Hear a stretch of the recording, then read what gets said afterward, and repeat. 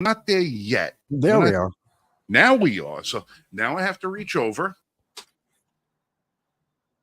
hit my live on the air button because, ladies and gentlemen, we are live once again at the weekly roundtable.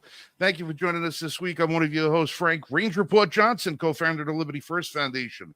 To my left or the right, depending upon what side of the screen you're sitting on, Michael Vasquez, Dragon of New York politics, the only truly independent journalist left in the industry. Independent and honest. Two things you don't get. And, of course, our alternative lifestyle specialist, Jan Rains, our favorite lesbian. She's coming to us from West Virginia. Jan, thank you for joining us this week. How's everybody doing so far? Not too bad. Hey, I got my fake African stuff on. You're auditioning for Coming to America Part 3. Oh, yeah, they made it Part 2, didn't they? Yeah, they made a Part 2, and God, it was awful. I didn't see it. But then again, no one else did either. I think I was one of the very few people that got roped into watching it because I was sitting on the couch. I wasn't feeling that well. And I thought it was Coming to America Part 1, and I clicked it, and I was like, this don't quite look the same to me. Well, that was accurate. And after about 7.5 minutes, I realized that I was trapped in the middle of a train wreck I could no longer avoid watching. So I had to sit there for the next hour and 45 minutes and say, what in the good God am I watching here? What is wrong with you? You're like my sister. It's like, I've got to watch the series. Why? It was crap. Why are you doing that to yourself? But I've got to. No, you don't. Just turn it off. It's like Velma. They have season 2. It's crap. Don't watch it. Well, listen, I'll give you a free example. They got the Oak Island show on TV, right? The who? Oak Island. Oak Island. Yeah, Oak Island. You don't know what? All right. There's an island off Nova Scotia. Okay. That rumor has it sometime back 300 years ago, somebody buried a treasure in such an elaborate way that it had all kinds of booby traps and underground tunnels and stuff that it would flood stuff. And for 200 years now, or better, people have been looking for this treasure. And there's been no evidence at all that anyone has ever found the treasure. And dignitaries, even FDR himself, was an investor in trying to find this thing. The show is called The Curse of Oak Island. Okay. And I think they're in season 11 or 12 now. And these two guys from Canada, the one's an oil magnate and the other one is a historian. They read about Oak Island when they were kids, and they've been infatuated with it since then. They have since then bought almost the entire island. Okay. And they have done sonar scans, digging, every kind of geological test you could possibly imagine. They've had satellites in outer space doing radar scans of the island, and they're doing these tests, and there are tunnels 200 and 300 feet underground. There's caves 200 and 300 feet underground that are full with water that they've done tests on. And they said, according to the saturation tests, there is a tremendous amount of silver and gold that is still buried on this island. And it could be anything.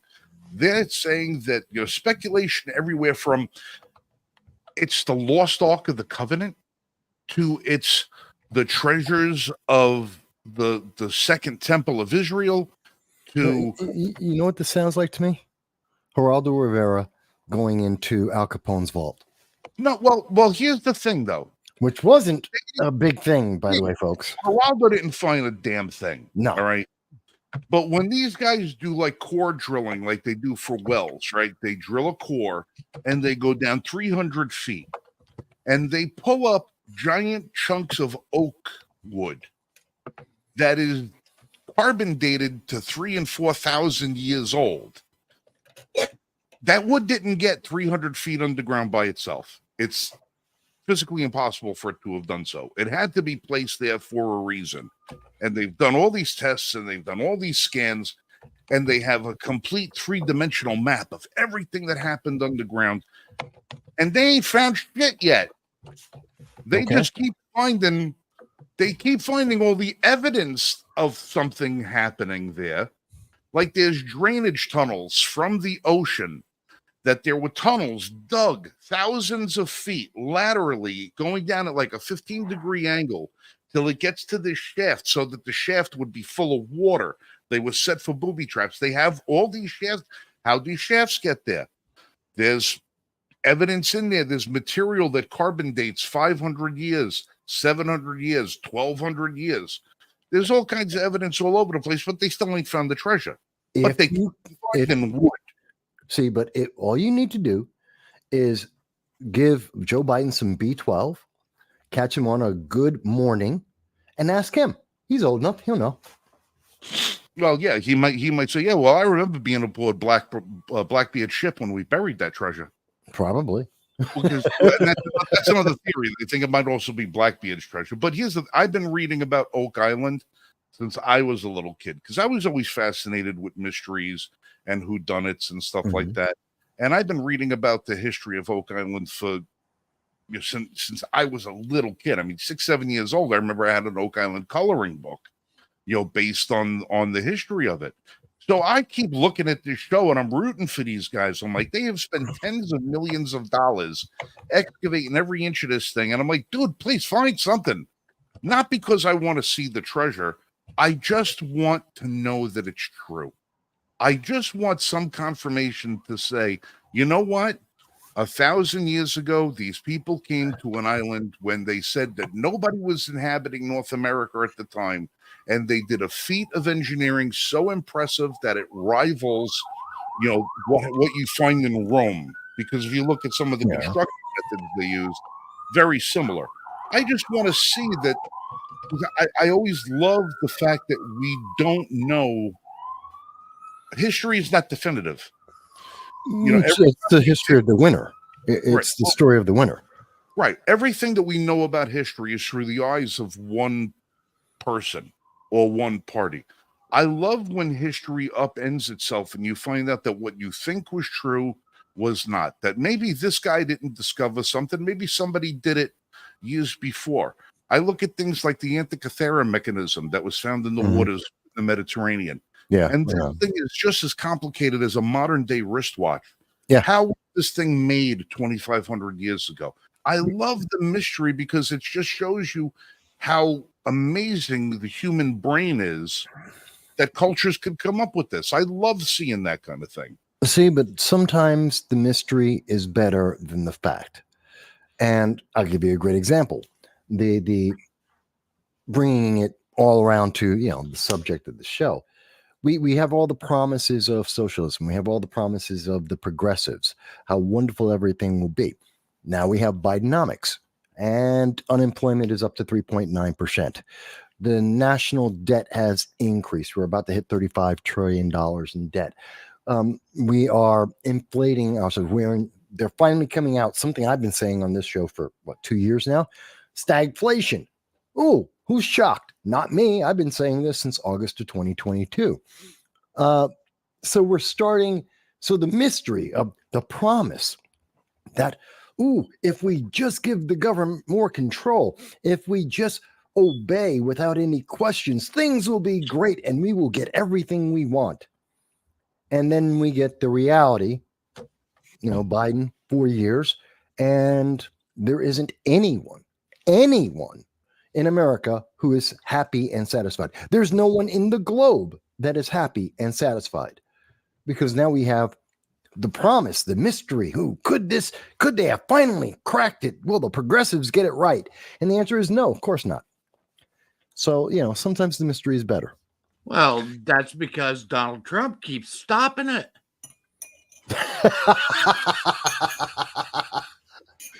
Ladies and gentlemen, thank you. Michael Marshall has joined us from parts unknown, places unknown, at time unknown. He's in a very dark, dimly lit basement, it looks like. How are you doing, Marshall? I'm doing good. How are you, Frank? You're doing good. You snuck in and you were rather quiet. You were sitting there observing for a while. Don't forget, you muted yourself, Mike. Okay. Hold on. Oh, He tried to turn the light off, and he turned the mic off instead.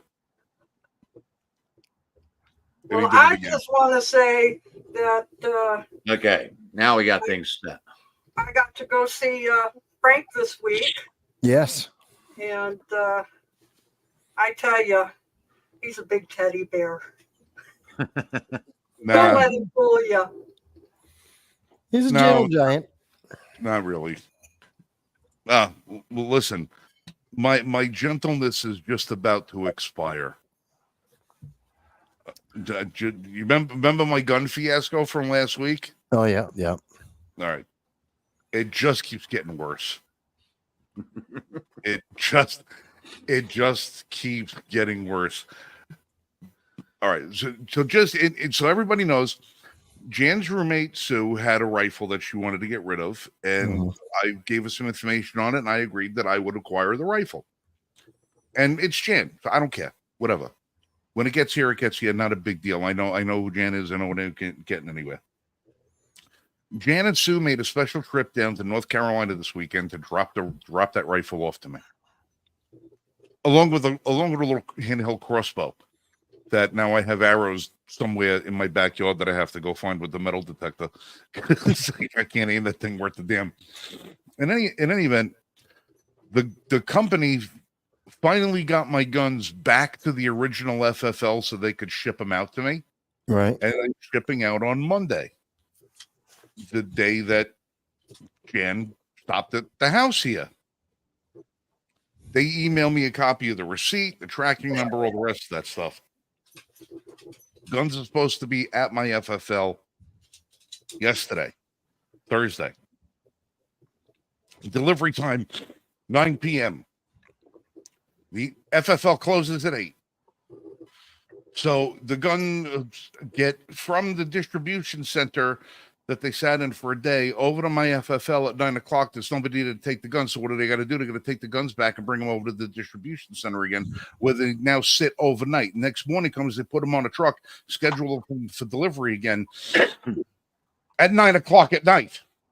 The FFL closes at 8. So now tomorrow, they're rescheduled for delivery again for tomorrow, but they don't have a time. And that's okay, because it might show up at 3 o'clock in the afternoon. However, the problem is the young lady, Sarah, who works over at my FFL, who logs all the incoming firearms into the books for the ATF, she only works Monday through Friday. So even if the guns show up tomorrow, there'll be nobody there to take them in, because only she's authorized to take deliveries in, which means the guns are going to have to go back on the truck and then get rescheduled for Monday to go back to the FFL so she can take possession of them. And hopefully they show up before 5 o'clock, because that's when she leaves for work. And this is why your blood pressure's up. So I got a box of friggin' guns bouncing back and forth through the post office, guns that were not supposed to be shipped through the post office. Okay? Post office only handles firearms for law enforcement and military purposes. Any other firearms shipped in the United States have to go through a private facility such as FedEx, DHL, UPS, and so forth, not through the post office. The post office is only supposed to be able to ship black powder firearms or antique firearms. So I don't know what the hell this FFL up in Minnesota, or wherever the hell this idiot is. But now here's the thing. I want to ask you guys and gals a question. If you were the FFL and have so royally screwed the pooch that now the guns are 5 weeks late, 5 weeks late. Right. And you finally have now got the guns back in your possession, and you speak to the very accommodating, very patient, almost about to lose your shit customer on the phone, and you say, we screwed up, but we're going to make it, we're going to ship them down to you. How would you at that point ship them? Overnight. You would think. You would think that you would say, I'm going to bite the bullet on this. I'm going to ship them overnight with return receipt requested so that it's there at a specific time. I'm not going to mess around. This son of a bitch chose to ship them down through the post office in the cheapest way possible because he already spent the money to ship them to Ohio the first time and had to pay to ship them to get them back because he screwed up. And yeah, but that's on him. That's right. Their error, not yours. Right. And now he chose the cheapest manner possible in order to ship them to me, the customer who's been waiting 5 friggin' weeks for his guns to come in. Now, I made a couple of mistakes when I was a general contractor. Either I ordered something wrong, something didn't look right, or whatever the case may be. In all of the hundreds of jobs I did as a contractor, I never, ever hit a customer with a receipt that said we had an overage. I spent too much money, we went over budget, or whatever the case is. If there was something that was wrong and it was my fault or my oversight, I bit the bullet, paid the fee, did it over, and made it better than it would have been had that mistake not taken place. My customer was always left whole or in better condition than previous to it. And the fact that we've got people in this country, in this world, it's bad enough we get screwed over every day by government.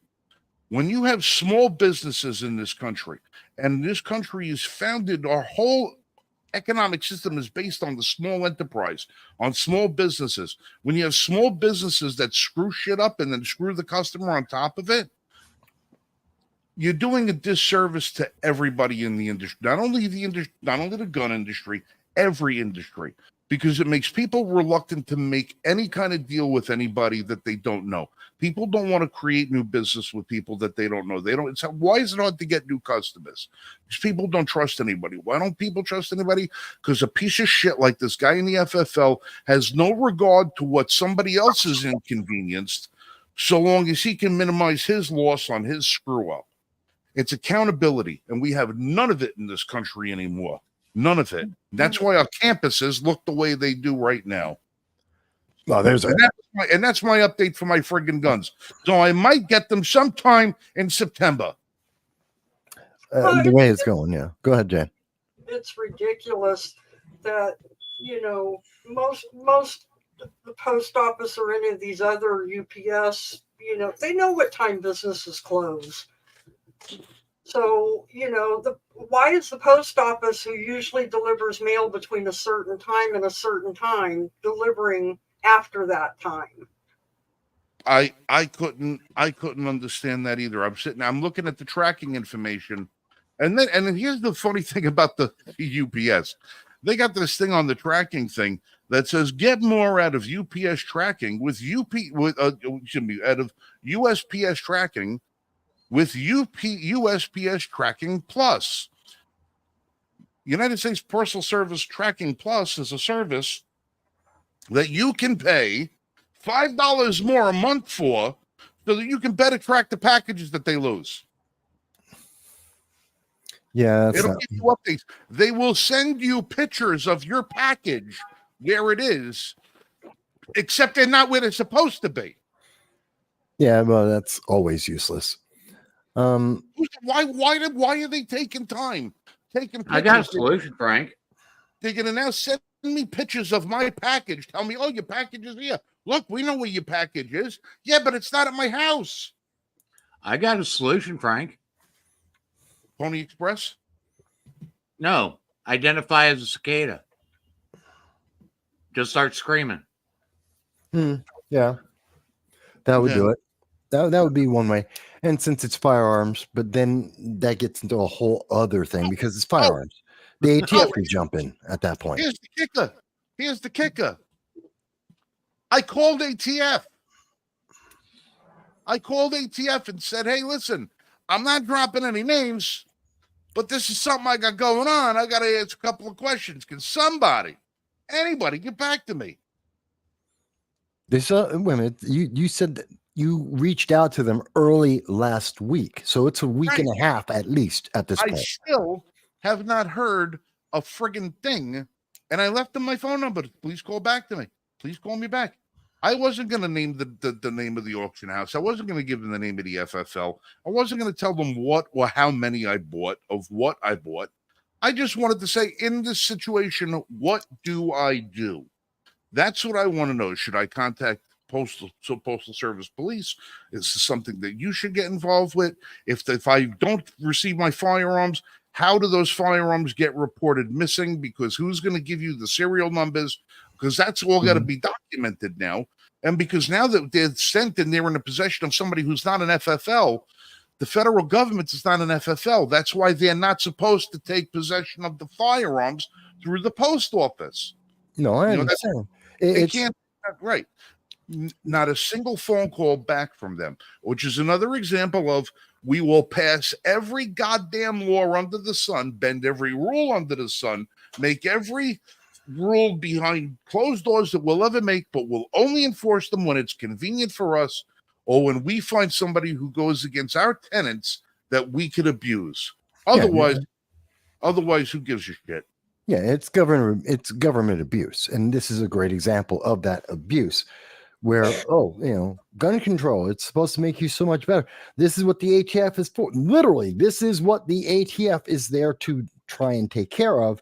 And instead of addressing at any level this concern, no, their answer is we're just going to ignore it. And this is what we're spending. What's their budget again? Is it $1 billion or $10 billion? Something like that. But think about it this way. Every government agency we have, name me a government agency. EPA. Okay.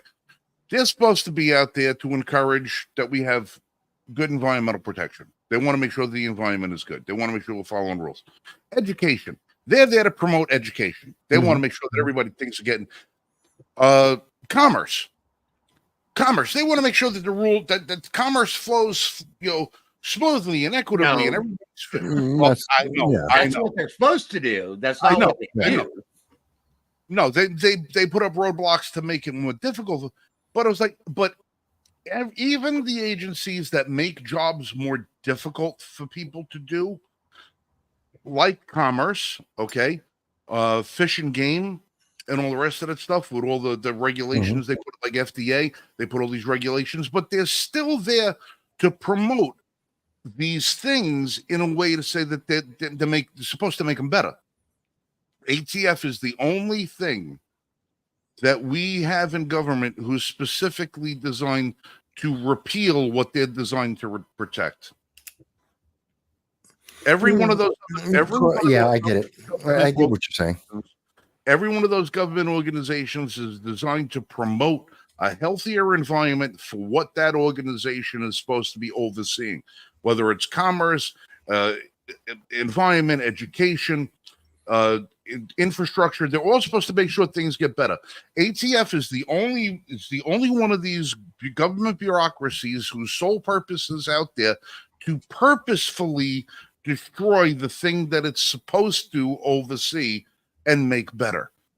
Yeah, they restrict the Second Amendment rights of citizens, and that's essentially their purpose, is to restrict it. To promote our rights, not restrict them. They're supposed to promote safety, not restrict it. They're supposed to promote that we all get educated, don't do that. and we could exercise our rights. When was the last time anybody heard ATF writing a new law about tobacco? They don't anymore because they got the payment. They made a settlement on that. What about alcohol?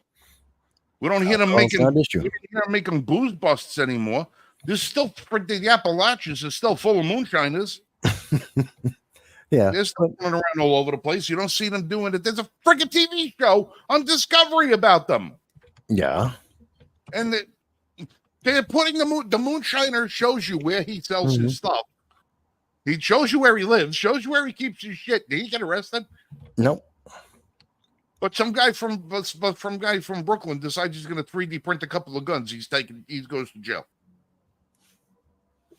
The moonshiner doesn't cross state lines. That's the excuse. Neither did the guy in New York.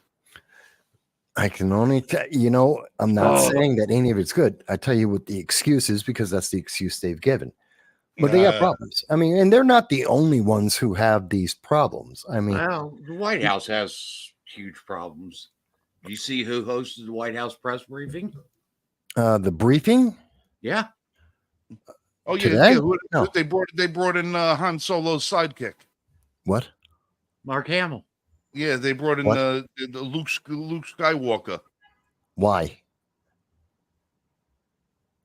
What? I Why? don't know if they want. I guess if they want to try and promote a fantasy, who better than a Jedi to try and convince us that it's all reality?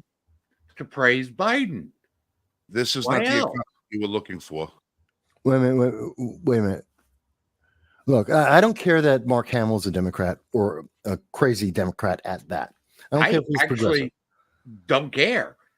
He's Why an aren't they actor. bringing celebrities to do the White House press briefing?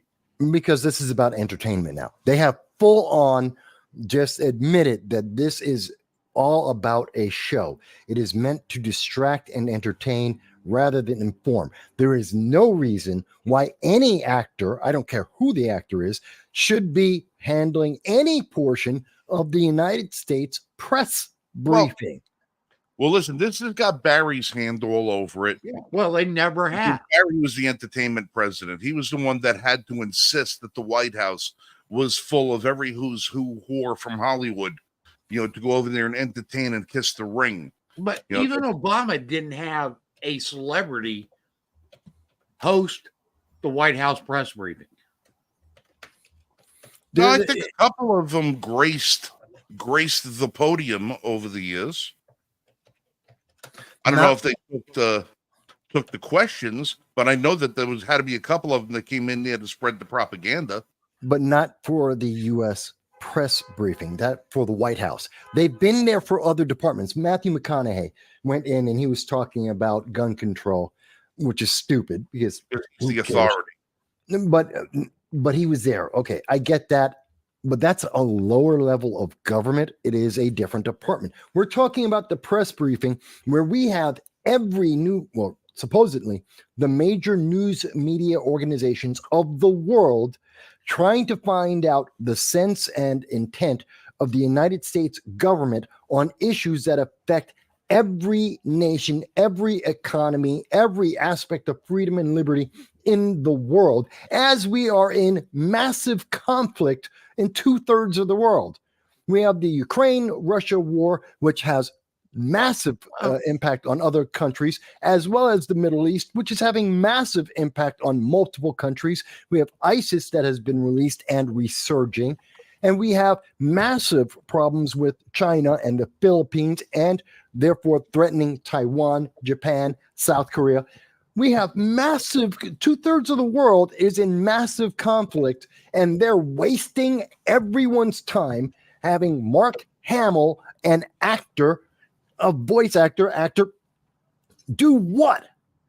There's nothing that he can say that is important enough for him to be on that podium talking to the world. I don't care if he wants to give a campaign speech. Man, this is literally campaigning through entertainment. This is corruption of our government at the highest levels. I don't care if people like Mark Hamill or not. And I love him as Luke Skywalker. I don't like his politics.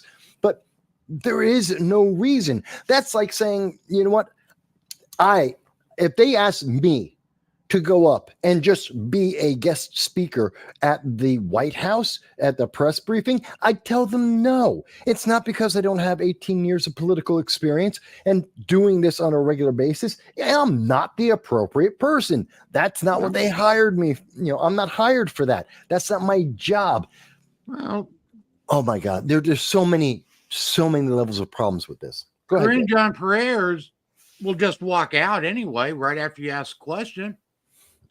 Look, just because she's the first black lesbian, whatever, she's got issues. She's a horrible press secretary. She's a historic figure.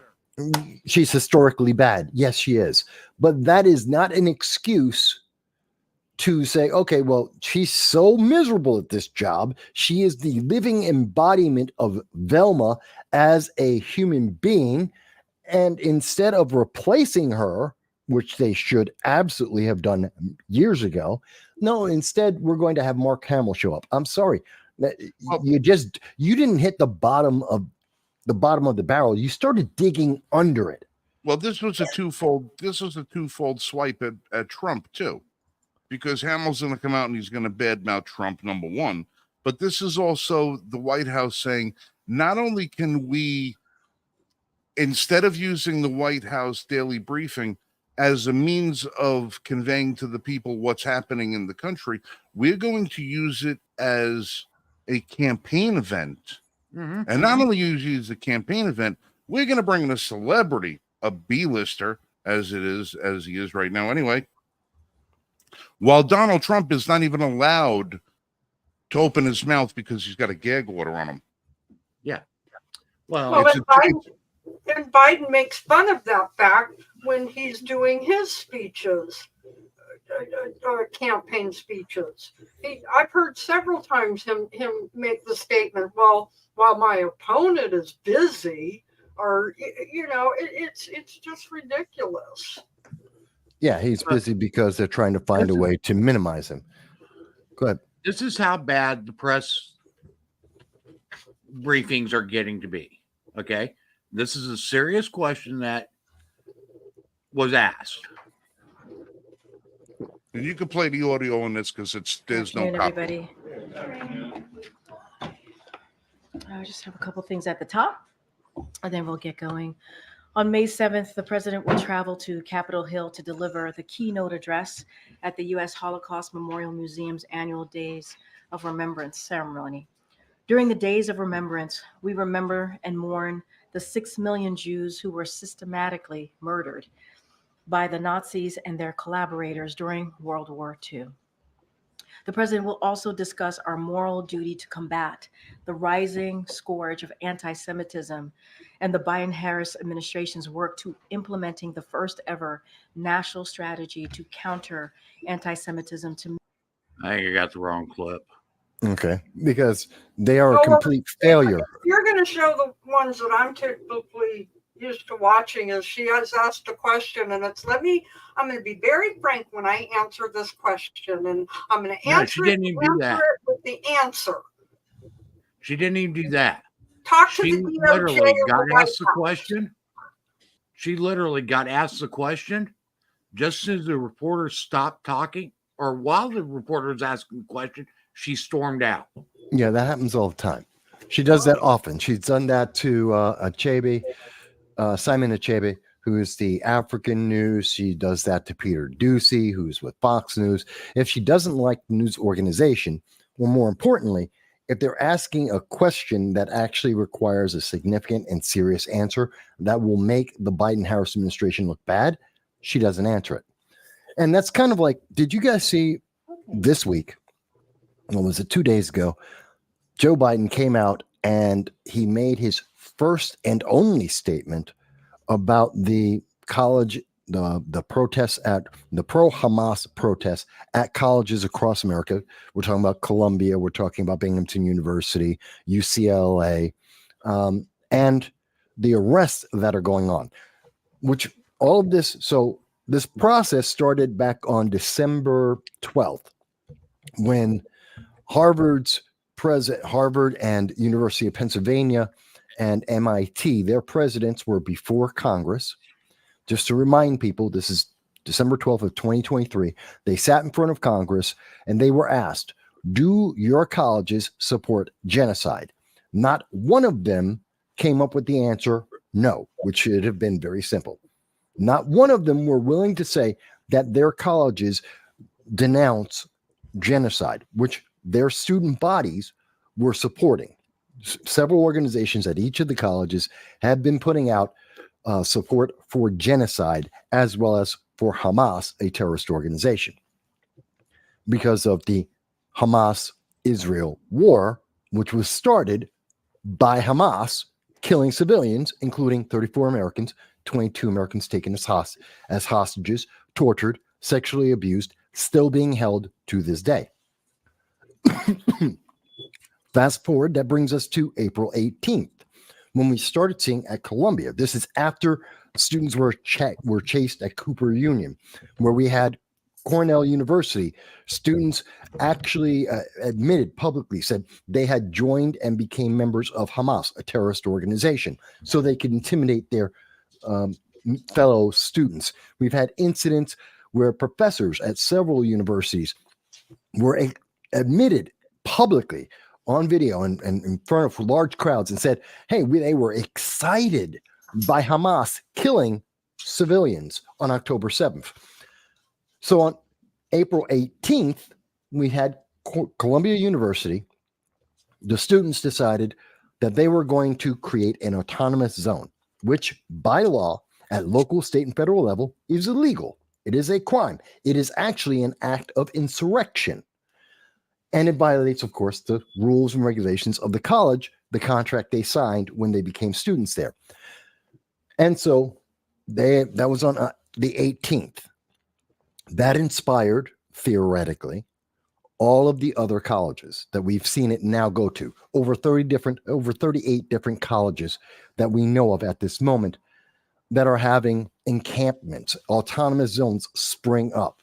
Mhm. And we know that over the last roughly week, we have seen over 2,200. I think the current number is 2,200 arrests. And of those arrests, we are finding roughly about 50% of the people who are being arrested are not students. They are professional political agitators. They are there to instruct, teach, and organize protests, sometimes even violent protests, and to create autonomous zones. Up to 50% that they're finding campus after campus after campus. And Joe Biden came out, and if you saw his comment, he said nothing. He said, First Amendment good, violent protest bad. That is That's literally all he said. Literally in 3 minutes. First Amendment good. Violent protest bad. Yeah, you're the chief executive of the United States. You're the highest level of law enforcement in this nation. Do you support the police arresting students, individuals who have broken the law? And do you want to see those individuals charged with the crimes and if correct, convicted? Not to wave away, which professors are trying to get amnesty for all these students. Even though they're breaking the law, they want them to have amnesty so this doesn't follow them for the rest of their lives. Even though these kids did this on purpose. They have willfully, University of Chicago, literally the kids are saying to the police officers, no, I prefer, rather than leave, I prefer to be arrested. By the way, I don't want this on my permanent record, but I want to be arrested. They have literally got that covered. The news media is covering this. And he doesn't have the balls to say, laws matter. You've been arrested. You're going to be convicted if you committed the crime. This is illegal. It amazes me. I would like one of these chancellors to come out and say, if you are a student and you have blocked entry to the school for any other student, you will be immediately expelled. No hearing, immediate expulsion. We have you on camera, a blockade specifically keeping Jewish students out of the school or preventing Jewish students from leaving the school. You're instantly expelled. If we saw you on video destroying campus property, you're expelled. The mess that they left behind on all of these things whenever they decided to leave, all the tons of garbage. Okay, listen, you know all of the diplomas that you guys are going to get? You're not getting them. We are going to withhold diplomas and any certification of any degree until you come the hell back and clean this goddamn campus up. You're not getting anything. And if you do not clean this up by, 4 hours from now, every one of the people who was at that encampment will be expelled. Yeah, you'll lose your tuition, and that's it. Listen, we got to the point in this country where we are actively giving these kids excuses to take on the most ridiculous subject matter on the face of the earth because somebody else is going to foot their tuition bill. Now they think they can do whatever the hell they want. They are the masters of their domain. They're the ones in charge. They don't have to listen to authority. They can get what they want, when they want, from who they want. Listen, it's time that these kids start being taught the lessons that were stopped in the 6th grade. Time for them to all get spanked. Okay, but Frank, you got to understand. One, it's not, there's the students, which are maybe half of them, who are being organized by another group. We have New York City police officers who are starting the investigation. They have evidence of to find out who's doing the funding. Well, find out where all the green and blue tents came from. not just the funding. It's not just the funding. Listen, It is organization. They are literally being trained in every aspect of this. And these are some of the people that are, again, 50%, up to 50% are, in some cases, 60% of the people that are being arrested aren't students, which I just had on the screen. Our problem is bigger. I understand that. But the fact of the matter is, until we hold the students severely accountable for their actions, then the next time these organizers can come in next year, they're going to find another crop of freshmen, fresh morons to pick from that don't know that there's a lesson that had to be learned from this. You have to hold the students accountable harshly. I'm not saying don't hold the organizers accountable. Hold them accountable, expose them, show everybody where the money came from, Soros, and where all the tents came from, Soros, and where all the other amenities that they had all came from. Show everybody where all that funding came from, and all the people that are arrested on campus that were not students. Minimum mandatory sentences. Take them out of the equation completely. Take them out of the equation. Every one of these people that's at these things is just another. What's the term? Useless idiot. Yeah. Or useful idiot. They're useful idiots. They're minions. They're pawns. They're being manipulated to do it again. But here's the fact of the matter is, there's a phrase that says, "A drunk man's words are a sober man's thoughts." You can't manipulate me into doing something that I already don't want to do. You can't make me or anybody else do something that somewhere inside my anatomy, I'm already, already have a pre-notion that I might want to do it. What do you think? You think you can make me do something I don't want to do? No, it's not you. We're talking about individuals who have been indoctrinated throughout their lifetimes in the high schools, who don't critically think, who don't understand the consequences, who are used to just obeying what they're told and want to just fit in. But Jen, wait a minute. But we cut off Jen. We got to let Jen. Jen had something to say. I find it really interesting because you have people who have been interviewed at these things that have come out on these interviews and said, I don't understand what I'm protesting, but I'm protesting. And then, no, I didn't watch his speech, but boss, I did watch your YouTube uncovering it. And I think one of the important things that you brought out was that all these college campus riots are happening in the same places where the 2020 riots happened. That says something big. That tells you right there, it's not just the students who are doing it's Antifa and anybody else who can get their hands involved.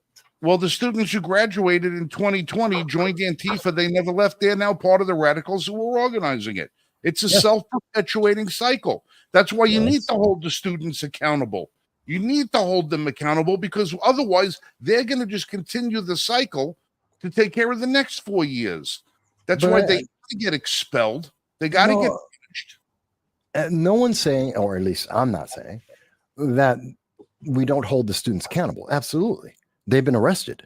And I know that as an example already at the University of Arizona. University of Arizona, 57 students were arrested, 57 charges were dropped. I don't understand this. It And makes how no is that sense to me. accountability? Uh, The arrest is not the accountability. The punishment is the I accountability. understand. We need to have them held accountable. And even, I would even say the 100 professors over at Columbia University, specifically, who have put out a petition and have protested, gotten on the protest line to try and protect the students from being held accountable, they should be fired as well. Yes, I agree with the accountability, but I think there's a bigger problem that isn't being addressed, which is why we see that literally, as Jan mentioned, I did bring out maps and they match up perfectly. The riots, everywhere there was a riot, everywhere there was an autonomous zone in the United States, is exactly where we're seeing college protests and autonomous zones right now. It is a 1-for-1 match across America. And no one is talking about it. No one is saying, look at this. There is a massive problem which involves Antifa. It involves the far left, but there is something else happening. And this is going to affect decades. This is the next couple of generations. They're going to be our politicians. They're going to be corporate leaders. We have a problem here, and it is significant. I mean, does anyone disagree with me about that? One of the things that gets me too is you've got all this stuff going on campuses and shutting down freeways and all in the name of Palestinians and Hamas and everything. And you have a bunch of guys, I don't agree with them covering their face. If you're a patriot, show your damn face. But we had a march in Charleston this week. And boy, they come out and how they talked about them white nationalists. And how dare they take our streets and how dare they this? Well, is it me, or whenever there is a protest that isn't progressive, they're always demonic, they're evil, they're horrible. Well, But you notice there's no violence, there's no destruction, there's no people being attacked. It's only when the left does it that we see all these things that they're like, oh my God, but the white nationalists might do this. Yes, but the Democratic Socialists are doing it. what is nationalism? What's that? What is nationalism? Nationalism is a I good don't thing. understand the whole problem with nationalism. No, nationalism's great. What's wrong with love? No, actually, it's not. What? And I'm going Nationalism? to get to this. Okay, nationalism is a form of government taking over the methods of production. It is another form of socialism. No, that's a nationalistic government. Nationalism is, and let's define that. You're asking a good question. So when I'm speaking about nationalism, I'm talking about it's interchangeable with patriotism in terms No, it's of not. And that's where the problem lies. Well, that's the way I use it. That's the way the common usage And that's the of way that it term. shouldn't be used, because that's not what nationalism is, Well, no, a nationalist government or a nationalist political movement, no, not at all. which is nationalism. Nationalist and nationalism are the same thing. That's the problem.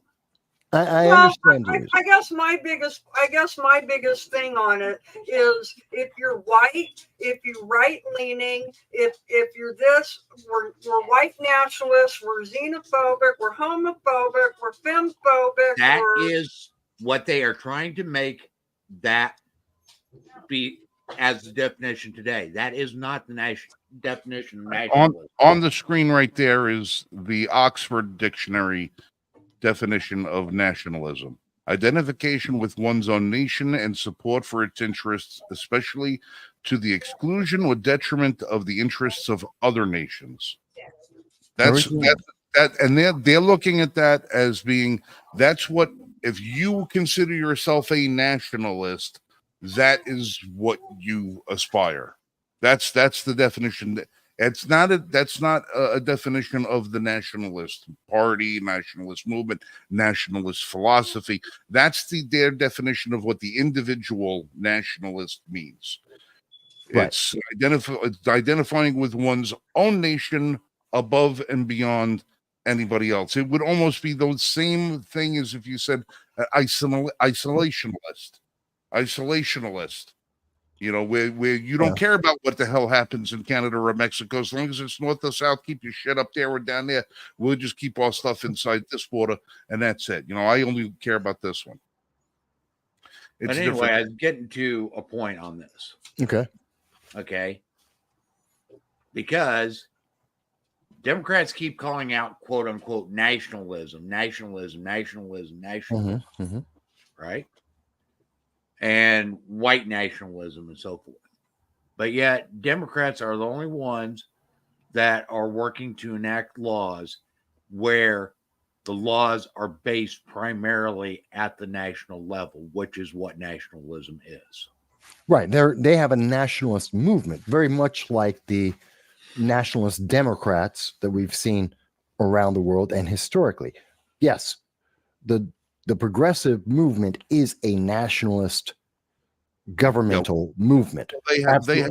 no respect or regard for states' rights. Because basically what nationalism is the promotion where the nation comes first and it is right on all things. So that would be fascist.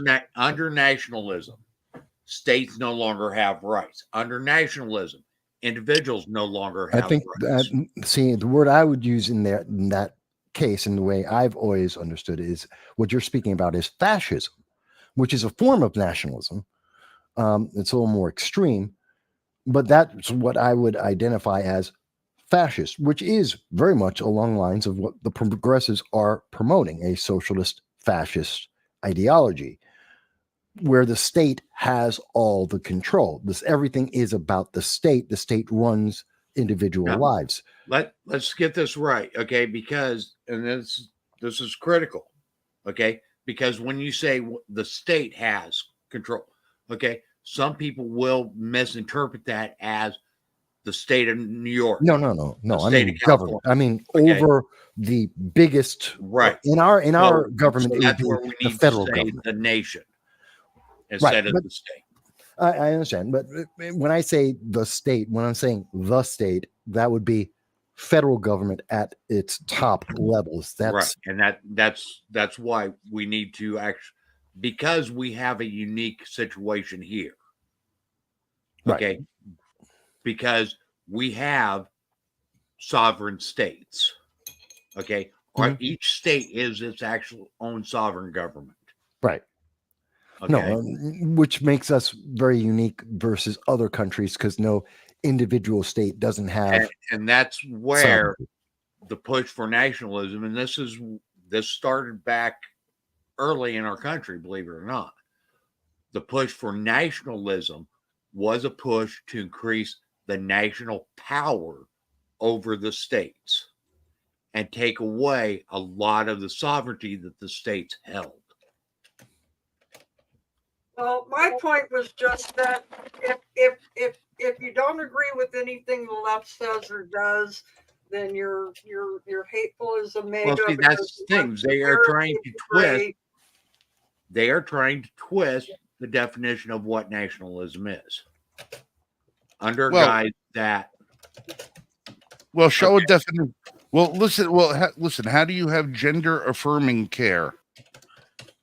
And if you break down gender affirming care, that would mean, well, if a little girl walks into the doctor's office and the doctor looks at her and goes, "Yeah, you're a little girl. I just affirmed your gender." A little boy walks into the office. "Yep, you're a little boy. Just affirmed it." The progressives in this country have a completely skewed version of what definitions are. Every definition that they say is the polar opposite of what it is, like progressives. There's nothing progressive about adopting socialism or communism as your national party's mantra. There's nothing progressive about that. You cannot progress anything under those guys, but they call themselves progressives. Listen, I got to bug out of here in a couple of minutes because I got to I had a little incident this week that I got to go take care of health-wise. But I just want to share something with everybody real quick. If I could, now if I find out where the hell I am. Okay. On the screen, you're going to see the floor plan for the K. Bailey Hutchinson Convention Center in Dallas, Texas. Hmm. And right there, smack dab in the middle, right there, is booth 9260, which is Yep. occupied by our good friends over at 5150 Rifles. And even though I had no intention at all of taking any road trips this year, I'm going to be at the NRA convention. Oh, in 2 cool. weeks. I'll be at the NRA convention, and when not next week's show, but the week after, I'll be hosting this show with you guys, except I'll be doing it from Dallas, Texas, and I'll be doing it from inside the convention center. Sweet. So we're going to be over there. So if by any chance anybody in the audience happens to be over at the convention center for the NRA annual meeting, please stop by the booth. You get a chance to meet me, the guys from 5150. There's going to be a laundry list of who's who of the Second Amendment community stopping in and out of that booth during the duration of the show. You never know who you might get a picture with, an autograph of, or get smacked in the face by. So make sure you stop by and see what you can do, and take it at that. But we'll see you guys. I will see everybody there from the show in 2 Fridays. Until then, I'm going to get out of here now because I'm in a little bit of pain. That knows why. No big deal. I'm good. It's just a little bit of an issue I had to deal with. I will catch everybody next week. And listen, if anybody wants to have a nice house guest come over and have a cup of coffee or a meal or something like that, invite Jan Raines over. She's a lovely house guest. Have her swing by. She brings goodies with her too. Always a bonus. All right, so I'll catch you guys and gal next week. Okay, everybody in the audience, as always, thanks for being here. Love you guys. Be safe, shoot straight. Catch you next week. Have a great weekend, Frank. Well, before you guys get into your things again, I wanted to bring up one other thing. I talked Sure. to Frank about it. I don't know if you've heard, but here in West Virginia, there was a high school track meet, and a trans was participating in that track meet. In fact, I believe it was the shot put. And 4 girls from the school, 5 girls, decided they were going to protest. Okay. And so they didn't participate. Now, the male ended up beating all the other girls who ended up participating by a lot. I would imagine. The school board came down and said that they were going to suspend the girls from the next track meet event. Why? They didn't break any rule. Well, exactly. They peacefully protested, didn't they? They did everything the way that they were supposed to do it. They didn't participate. It What's the came problem? out. This was. Let's see. I went to his house on Monday, so I think this was Friday or Saturday. This happened. Well, it came out today that they're suspending them for more than one event. And our AG is fighting it now. Wait a minute. I don't understand. What's the reasoning? The girls did not participate, which is their right. And that's not a violation of any law. So, Well, I personally think that it's because Joe Biden changed Title IX. Joe Biden did what? Changed Title IX. You didn't hear about that? No, I heard Biden about that. changed Yeah. Title IX to include trans. Mm-hmm. Trans have the rights now under Title IX. There's like 10, 15 states that are saying they will not abide by it. I know what Florida and a few others have already said that. By the way, I found the article. This is coming from overseas because I didn't see any other local news other than local news. I didn't see national coverage of this. So they're saying the same thing you did. They're banned from the future shot put.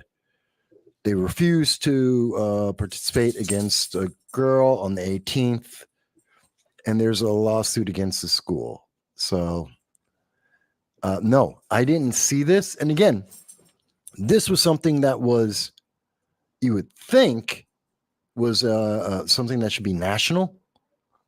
Nope, I did not see national coverage on this. No, of course you won't.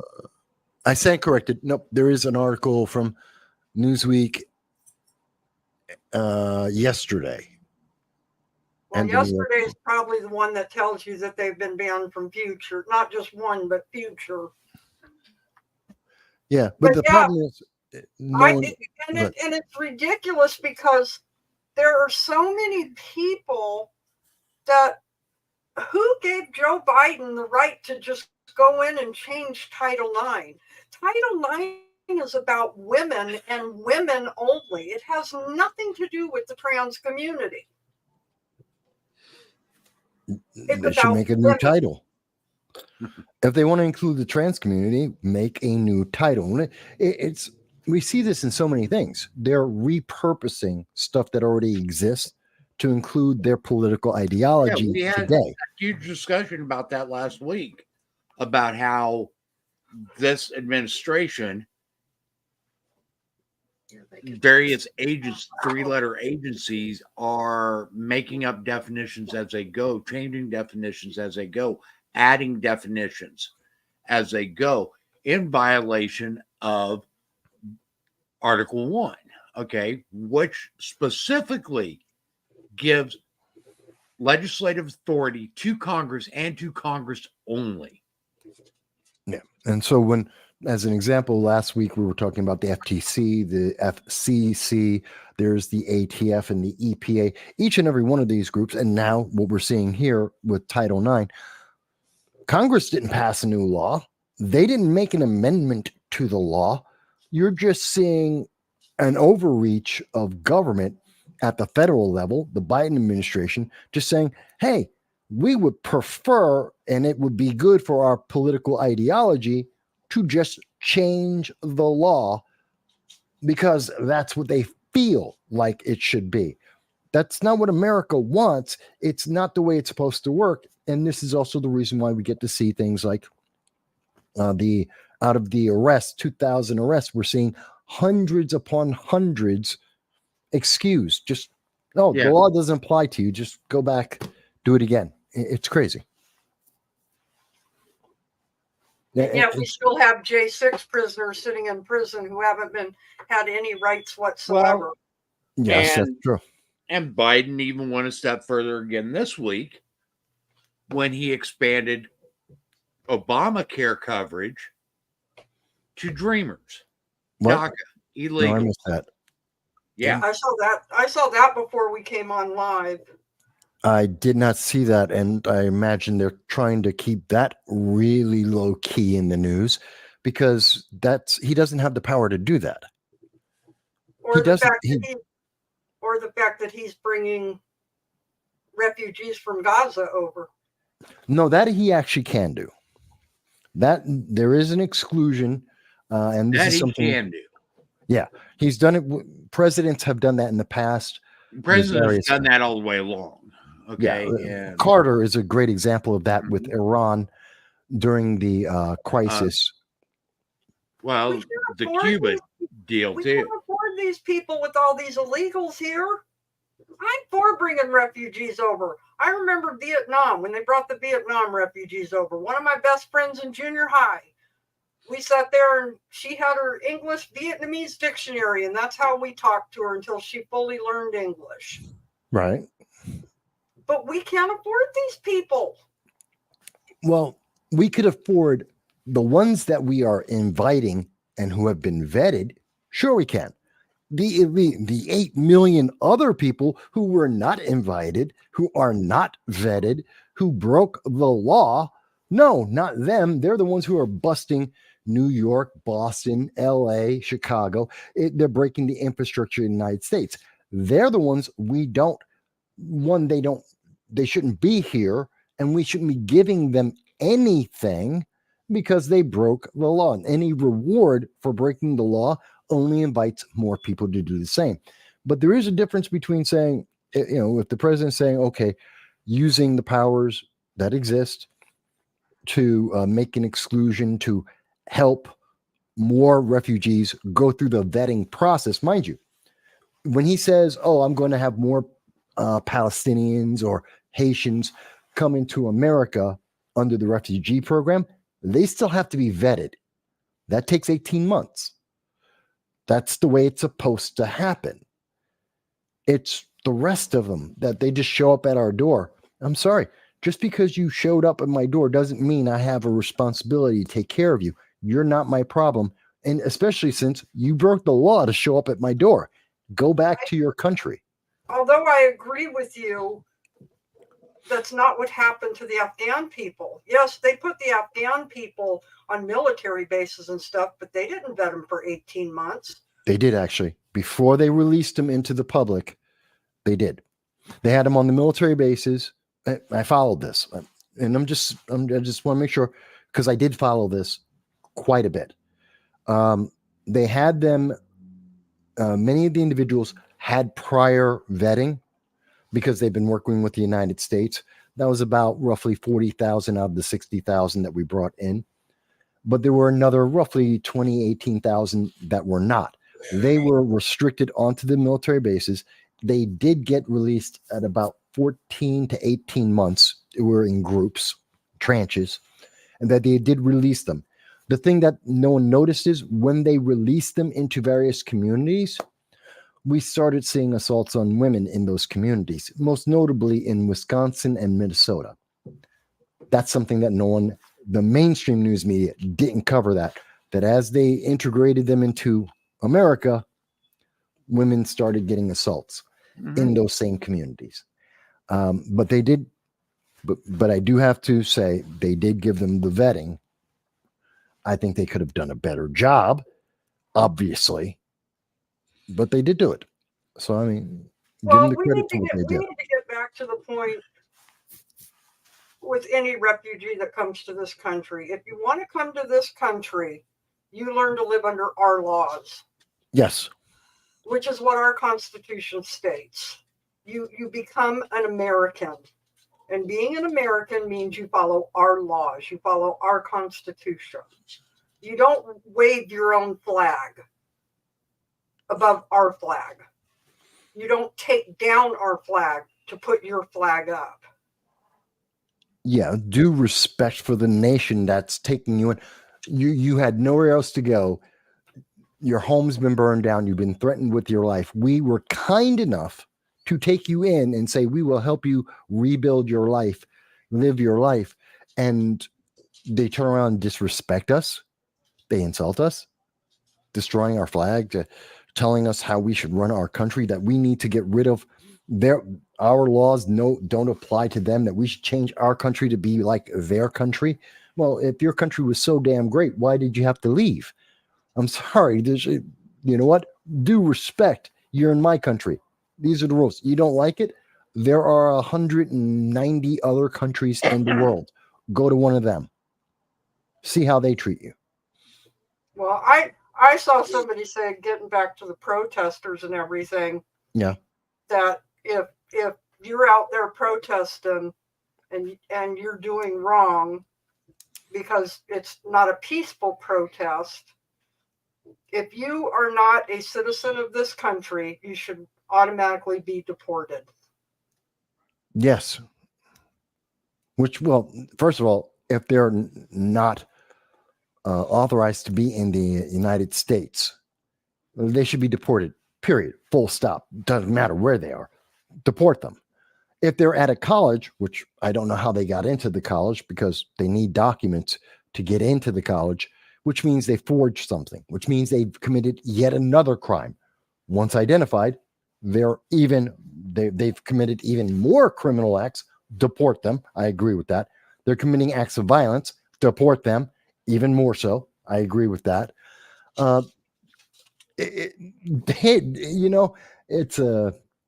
They have to really work really hard to try and convince me why they should be staying in America, because there's really no reason for it.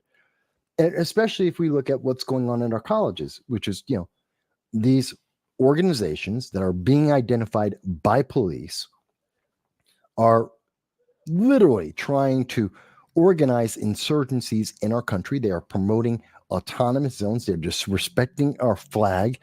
And they're doing all of that in support of a terrorist organization that promotes genocide. Where have we gone wrong in our country that our kids are standing up? And it's not the problem with the protest, but look what you're protesting for. You're protesting for here's genocide. What really baffles me. Okay. Palestine subjugates women. Palestine will stone people that are of LGBTQIA persuasion. Mm-hmm. Okay. These are the people that the left is siding with? Yes. No, these are the people who poison their own women for learning to read and to write and to go to and to drive and get a job. These are the people who will throw gays off of rooftops and will set them on fire, that will stone women to death because they were sexually assaulted.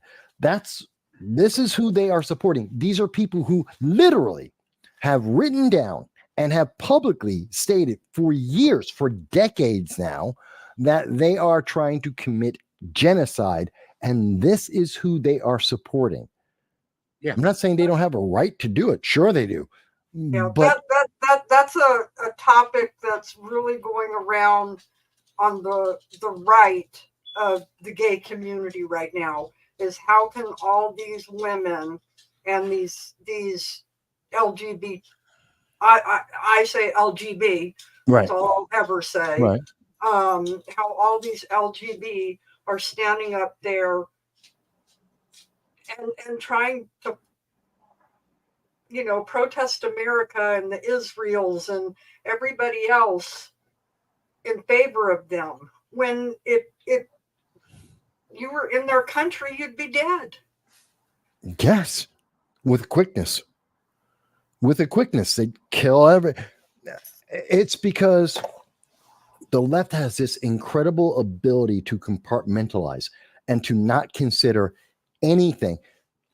Here's what I've been saying this on some of my shows, and I believe this. Maybe you guys agree or disagree. I think the reason why we're seeing the progressives stand so strongly behind Hamas is they redefined racism as a matter of power. They have redefined the concept of groups and organizations in terms of power, that if you're small and you don't have as much power as someone else, well, then you're automatically the good guy, and the bigger group is automatically the bad guy, irregardless of anything and everything else. And they believe that because they are infinitesimally small. They are a splinter of the fraction of the population of the United States. And to promote themselves, they have to say, well, we're small, we don't have power, so therefore you have to support us. We are automatically the good guy, and everyone opposing us are the bad guy. And that's why they have to be consistent with that ideology. They have to support Hamas versus any and everyone else. It's not about, they know, genocide, terrorism. Those are all evil, horrible things that should be denounced and obviously should be fought against, but they can't do it, because if we are against Hamas, like 70% of America is, then we would also say the progressives, socialists, have no power beyond the size of their group. They don't get bonuses and benefits because they're small. And that's what they're fighting against. That's what this really is about. It's about their power. At the end of the day, they're trying to boost their own political power for the same argument. If Hamas is good, well, we have to be good too. we're small too. And I think that's particularly wicked and evil because it's not what's being promoted, but it is the core of their ideology. Does that make sense? Mm-hmm. But what doesn't make sense is the smallest group is the individual. You would actually think that they would be protecting individual rights. No. Instead, they are trouncing on them. Yeah, because, well, they want groupthink. Individuals disperse the power. They want the power centralized on them, on a group of elites that you've never elected. You don't know their names. You don't know who they are, but they're the ones who put the mandates out that everyone else is supposed to follow. Where did this message of Hamas is the good guy and we have to protest in favor of Hamas? Who came up with that idea? Don't know, but it's at every college, and every college is promoting this idea. Why? Where did it come from? Same place that the tents came from. Same place that the flyers are coming from. Same place where the professional agitators are coming from. We don't know. Someone is funding that.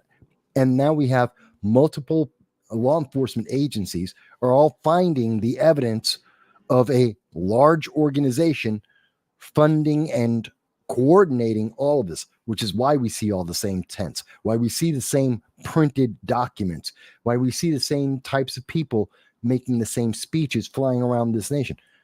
It should be very terrifying to people to see what is happening here at these autonomous zones. And by the way, Erica Freedom, hello, thank you for joining us. We appreciate you. So, yeah, I mean, I saw an interview earlier today. I was going through a news feed that I follow, and there was a young reporter, a lady, interviewing a Palestine, and she asked her about why the hostility against Jews, and she said it was because that they don't know their place. The Holocaust never happened. It's been debunked. No. I turned it off right there. I couldn't watch no more. Yeah, but this is the kind of mentality that we see throughout the Middle East amongst those who are being radicalized. But that same radicalization is happening here, just in a slightly different way. It's like they keep saying, I saw something really interesting, a TikTok, really short. This kid's like, oh, Republicans are losing their minds. MAGA is losing their minds because they're going to lose. And here's the thing, but Trump is winning. Yeah, he has 94 charges. He's in court right now. He's been in court consistently. And he's winning in 90% of the polls that have been taken in the last 2 years. And he's winning by larger and larger margins as we get closer and closer. Now we've got Trump, and he's doing things that Biden just can't do. The most recent thing being the news that came out earlier this week, Trump's going to the Libertarian Party. He's going to the Libertarians and making his speech there, which is insane. Never happened before. No. Brand new. Now, good for the Libertarians because they get more attention.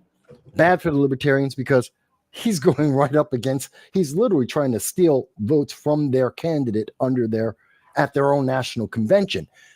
But it also says that Trump has enough cross appeal that people are paying attention. That people, regardless of party, are saying there is something fundamentally wrong with Biden. Something is fundamentally wrong with the Biden administration. And something's fundamentally wrong with our country at this point in time. Yeah, there is a and we need to head in a different direction. And honestly, if it wouldn't have been for COVID at the end of Trump's term, I fully believe that he could have been reelected. Oh, I'm absolutely sure he would have been. I mean, we saw, and it has been proven, so the censors who are watching this, it is well documented in Michigan, Wisconsin, Minnesota, and Pennsylvania, that it's been in the courts that their last minute changes to laws were unconstitutional. That changes the numbers. Now, I'm not saying who won or who didn't win. I'm just saying it changes the numbers if you didn't have those now considered But also, a unconstitutional lot of changes. things that they are trying to bash Trump over were due to COVID. Okay, like the 6.8% unemployment. Okay, the reason why it's 6.8 is because nature was shut down. Yeah. Okay, stuff like that they are trying to hang on Trump. Okay, our economy during the last year of Trump's presidency, our economy was in the toilet because our country was shut down. As was every country in the world. Okay, Yeah. so trying to use the last year of Trump's presidency as an indictment against his presidency is not accurate. Well, And my thing, that's literally all they can do. All they can do is charge Trump with these politically biased and bogus charges and look at his last year as president. That's all they've been able to do. Because they go to the years prior to COVID, our economy was extremely strong. We're leading the world in economic growth. Unemployment, record lows in every segment on unemployment. So this is why, like I said, if COVID wouldn't have happened when it did, I have no doubts, not just the law changes, okay? Even with those law changes, I think Trump would have had enough momentum that he could have kept going, that he could have won. I think he absolutely would have. And well, look at what we're seeing right now, especially now. I don't think there's literally, I can't think of the charge or the situation that would prevent Trump from winning no matter what. And the reality is, Democrats don't want Biden or Kamala Harris. They have seen their policies, they have seen the progressive socialist policies. Every one of them has failed. Can we point to any policy of the Biden Harris administration that has been successful? We've seen them overreach. We're seeing now in the final months before the election, we're seeing all the three-letter agencies They've get more been power. successful in increasing our debt. They've been successful in forgiving the most student loans of any administration. Yes, but Mike, those aren't successes. I'm talking about successes. Well, Yes, they have been very They good. say they are. those are buying votes. They say those are successes. Those aren't successes, Mike. You're talking about, and I understand. I understand you're highlighting the fact that the failures are being told to us as success. God help us. It's so much like 1984. Yeah, the government said it was good, so it must be good. Doesn't matter how bad it is. It's good because the government said so. Because news agencies that are left-leaning are saying that, well, that's good. It makes no sense. Just Well, because I've been laughing lately because about every third or fourth article I see, it talks about how bad the economy is, how inflation is bad, how unemployment is bad. And then you see an article come out that Yellen says that our economy is doing great. Or this person says we aren't in an inflation. Okay. unemployment just went up to 3.9. This is from the government itself. This is from the Bureau of Labor Statistics. So people who don't know how to read this, let me show you. This is our unemployment rate, 3.9%. You can see here the number of people not counted as being who are unemployed but not counted. That number increased. We see that the number of unemployed increased. There's one other number here that's kind of interesting. And this is probably the most important number you'll ever see. This is the number of small businesses in America. That number decreased. That's 70% of all the jobs. That number is down, and it's been trending lower throughout the presidency. And the number of people who are not working because of Biden's policies, every single category that went up. They're lying, but yet they're going to come out with the news, I guarantee you, by Monday, and they'll say, the economy is doing fantastic. You just don't understand. Well, here's something else that I find extremely funny. Okay. Democrats are huge union supporters, right? Say again? Democrats are huge supporters of unions. Yeah. Okay. So, and they've been pushing really, really hard to get unions going.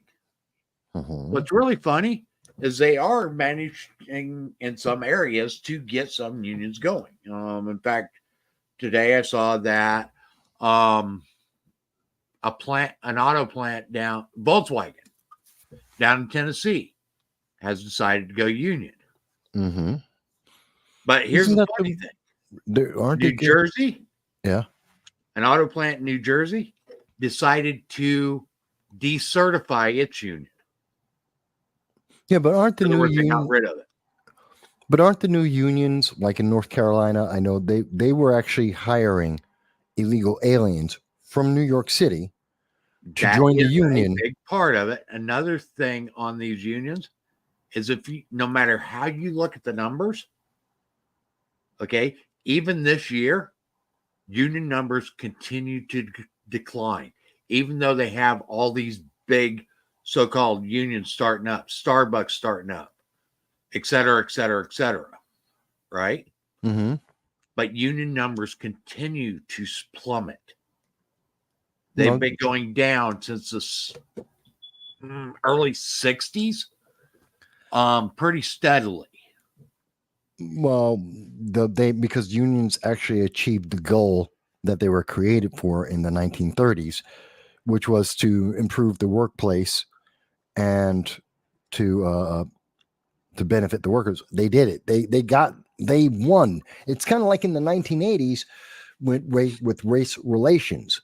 America won. We the entire civil rights movement, it worked. They won. And now Democrats have to go back and create more conflict so that they can justify the best way to get reelected, which is because of all this. It's inequality. The only one that is even close, the only segment of unions that's even close to actually having any gains is the public sector unions, i.e., police unions, fire unions, government job unions, teachers unions. Those are the only ones that are even coming close to having any positive gain in numbers. Every other type of union's been dropping numbers left. Well, my question to At that, an though, Mike, exponential rate. my question to that, though, Mike, is understanding, what you're saying and how you're saying it, but how many of those jobs were lost also when everything was sent overseas?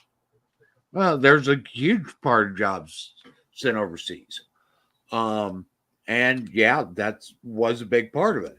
Another thing that a lot of people don't realize and don't understand is every time a union does manage to get its feet in the door at places, those places lose jobs.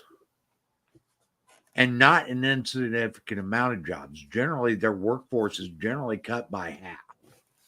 Well, yeah, I get that. My roommate, the subject of unions came up the other day, and my roommate told me that she had a job one time, and they were talking about unionizing, and the owners of the company came in and said, if you tried to unionize, we're packing up and moving out of state. And of course, people didn't listen. And she ended up going to some meetings because, she was telling them, look, they said, if you guys try to do this, we're going to be out of jobs. And they tried to convince her to join the union. And she kept saying, no, I don't want to.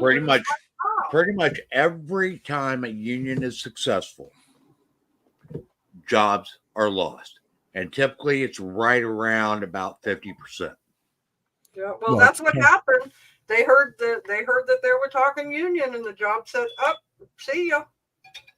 well, it's kind of like what we see, and this is true every single time. CBO has studied this 4 times now. And we've talked about it before. The Congressional Budget Office confirmed that the $15 minimum wage, the $20 to $25 living wage that we hear progressives promise eternally, every time it has been implemented, everywhere it has been implemented in the United States, it is always followed by an increase in unemployment and a decrease in the number of worker hours as well as the number of workers, and more people Increase in prices. increase in the prices, more people become poor, and less people are benefiting. It doesn't work, but that's And unpopular. California is proving it. Yeah. Today, they are Well, proving it. And what I've always tried to say when we've always brought this living wage up is I've had friends that were like, oh yeah, this is going to be great for me, and it's like, wait a minute, you're going to be in another tax bracket now. You realize what that means? More taxes are going to come out of your paycheck. Well, You're going to go to the grocery store, and that milk's going to be $5 a gallon instead of $2. Well, again, that's assuming they get hired as a minimum wage worker, the lowest level of worker at any company, not someone who already, and a lot of people forget that. Oh, well, if you're making above minimum wage, if you're, say, you're making $15 an hour now, you're middle manager, an assistant manager, something like that, and you're making 15, you don't get a pay raise. No, you don't. You stay at $15. You have more responsibility, and now your pay is the same as the guy who's the fry guy. You're not getting any extra money. There is no obligation to increase your pay. You're not. All increasing minimum wage does is create more people making minimum wage. Yes. Which, and again, for people who don't know this in the audience, you may not know this.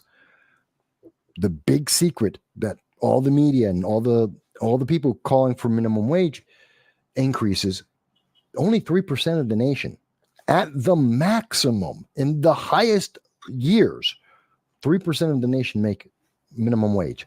Half of those And of numbers, that, well, I was going to say, over half of them are under the age, are still in school. yeah, they're under 18. They tend to be about 16 to 18, about 60%. So you're talking about kids who have no experience, never been out in the world. They get minimum wage. That is the overwhelming majority. And there's less than 3% of the nation's workforce. And of the remainder of this 40% that remains, I think over half of that is still under the age of 26. Not sure about that number. I know the first one. I know those who are 18 to 16, 16 to 18. I know that one. It's incredible to me. But again, it's not, I know people are going, numbers. It's real simple, folks. You're not going to be helped because you're not in the group to get helped. It's not going to, people haven't thought about it, but everyone who's done every single study, every single data point on this, every time always says the same thing: higher prices, more poor people, more unemployment. Wages that are over the target minimum wage do not increase. Period. No, never do. But you guys got it all wrong. You're supposed to believe in their reports, their science, They don't have any reports. That's the thing. I'm talking about the Congressional Budget Office. It's neutral. They've done this 4 different times. It's not like, one administration or just one group of people. They've done this in study 4 separate times over since 2018, and it's a neutral government organization. They have no study. They have theories. And whenever you hear the Democrats, the socialists say, oh, this is going to be great, they point to a theory from a college. They never go to any of the data points of where someone has tried their ideology because it always fails. And everyone who has done the studies, it always fails, which is why they only go to, here's the theory, here's what we hope will happen, not what we have seen happen every time we try. And the same happens with universal basic income. Any place that it's been tried on a larger scale, it has failed. Including the way largest. it has ever worked, and the only studies that they've ever used to try to prove that it works has been minimally done. Okay, i.e., a very select group of people have been given it. No, the largest UBI in the world, which is 10 years long, is in Kenya. They just finished their 10-year run. They've put out their preliminary numbers. The official numbers aren't out yet. The final numbers, I should say, aren't out yet. But they did the UBI, which was funded by the World Economic Council and MIT. The answer is, if Kenya had to do it for themselves, if Kenya had to pay their own people $200, that's it, Kenyan dollars, by the way, $200 Kenyan extra per month. If they did that, it would have bankrupted Kenya. Because the money was coming from outside of Kenya, the Kenyan national economy increased because the money was coming from out their country going into their country. So their economy increased. If you put the burden on Kenya to do it themselves, it doesn't work. So other people's money improves the economy. What a shock. This is socialism. They also found out that by doing the universal basic income, lump sum, weekly or monthly, it does not, in any case, in any opportunity, does not create new businesses, does not improve people's quality of life. It does not change. People who are poor stay poor. It does not. This is the largest study that has ever been done in the world, in the country of Kenya, which was done by the World Economic Forum and by MIT. The reason why you don't see that quoted on a regular basis, because it's not good news. They don't want to talk about it. No, they don't. And Some of us do the research, though. The other thing, okay, everybody rails on capitalism about how unfair it is, about the wealth gap and all this stuff. But here's the real truth of it. Capitalism is the only economic system that has raised more people out of poverty, created a higher standard of living for everybody involved. It is literally the only system that actually does improve people's lifestyles. Well, no, I know you're talking to the audience because we already know that, but it's amazing to me. It is amazing. But I wanted to change the subject a little bit because we're a little bit away from what I was hoping, or where we started talking about today. It is important stuff, but we've covered this before. By the way, folks, you can go back to some of our previous weeks. We've talked about this subject in depth with links and such. So I do invite you to check that out. But I wanted to bring up one other thing that I don't know if you guys have heard about this. But tell me if you have. Oh, Pelosi getting the Presidential Freedom Medal? No, that's just, Democrats blowing each other. I don't care about that. No, about the Columbia Act. Yeah. Okay. Yeah, I saw that. I didn't get a chance to really look into it much. Okay. This is a bill that's been created by Congressman Richie Torres, who's a Democrat, New York 15th District. He's actually my congressman. And also Congressman Mike Lawler, also New York. He's in the New York 17th District. He's a Republican. So they came together looking at what's been going on in the colleges, everything we've been talking about the colleges so far. The fact that there are autonomous zones that are absolutely illegal, the destruction, the violence, the support of terrorism around the world, the support of genocide. They decided we've got to do something about that. Now, The answer could have been what could have been for Biden to come out, say, I support law enforcement and hold these kids accountable, arrest them, hold them accountable. If they're guilty, charge them. That's what he could have done. He didn't do that. They went in a different direction. They created the Columbia Act. Now, this has been somewhat hidden, and I need to show you. Bear with me. Well, I read an article on it only because of course, I'm not one to go by headlines, but this headline got me. Yeah. Who voted, the Republicans and Democrats who voted against this act. So I had to go in and read it. And, when you have people like Matt Gaetz, MTG, some of the other big name Republicans who actually fight for the country, their basic reasoning that they voted against it was because it would limit the First Amendment. No, it destroys the First Amendment. This bill, the Columbia Act, now Representative Richie Torres has hidden this from his constituents. It's not on his website. It's not on his Twitter account.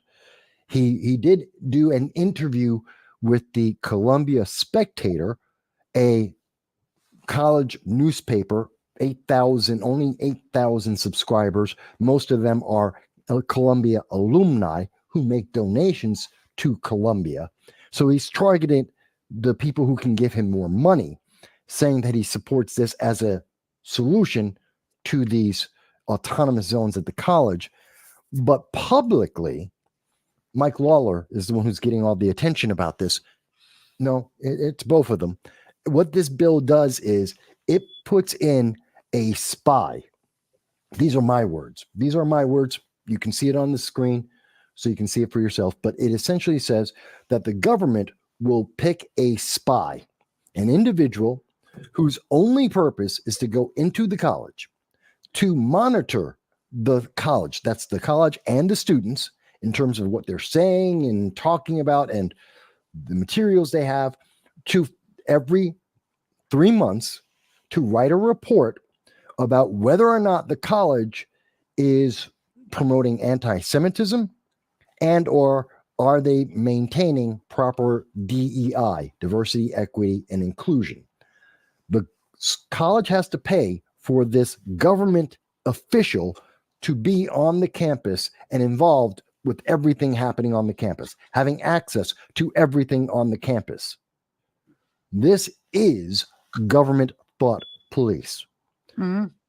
It's just really, it's worded differently, and they're trying to take advantage of the fact that everyone's looking at what's happening at our colleges right now, and they're saying they don't support Hamas, they don't support terrorism, they don't support these autonomous zones or the violence of these college students, and they're against it. So they're using this emotion with a differently worded thought police, and they're trying to slip that in. This is what establishment Republicans and Democrats are trying to do. This is evil. It destroys the First Amendment, and that is dangerous. And here's one big issue. Okay, besides the fact that it does destroy the First Amendment, constitutionally, the federal government should not be giving universities or colleges any federal funding. That's true too. Yeah. First problem, we're giving them money. Well, Department of Education shouldn't be involved. These are private. They have endowments. They have donors. Why are we giving them? They charge money? tuition. That too. Yes. They're all for profit. Why are we giving the money? Why is the federal government, why are our taxes going to these colleges in the first place? That's your first problem. Second problem, we're giving them money and yet we have no input. If my money's going there, I do not want it to support Hamas. Why are we doing this? Oh, but we don't have a choice. But it's my tax money, your tax money, that's helping to support this movement. I don't understand. No, every single one of those kids who are in those autonomous zones, they still do get, by the way, they still have, they're saying, oh, we are starving, we're hungry, you should send us hot food.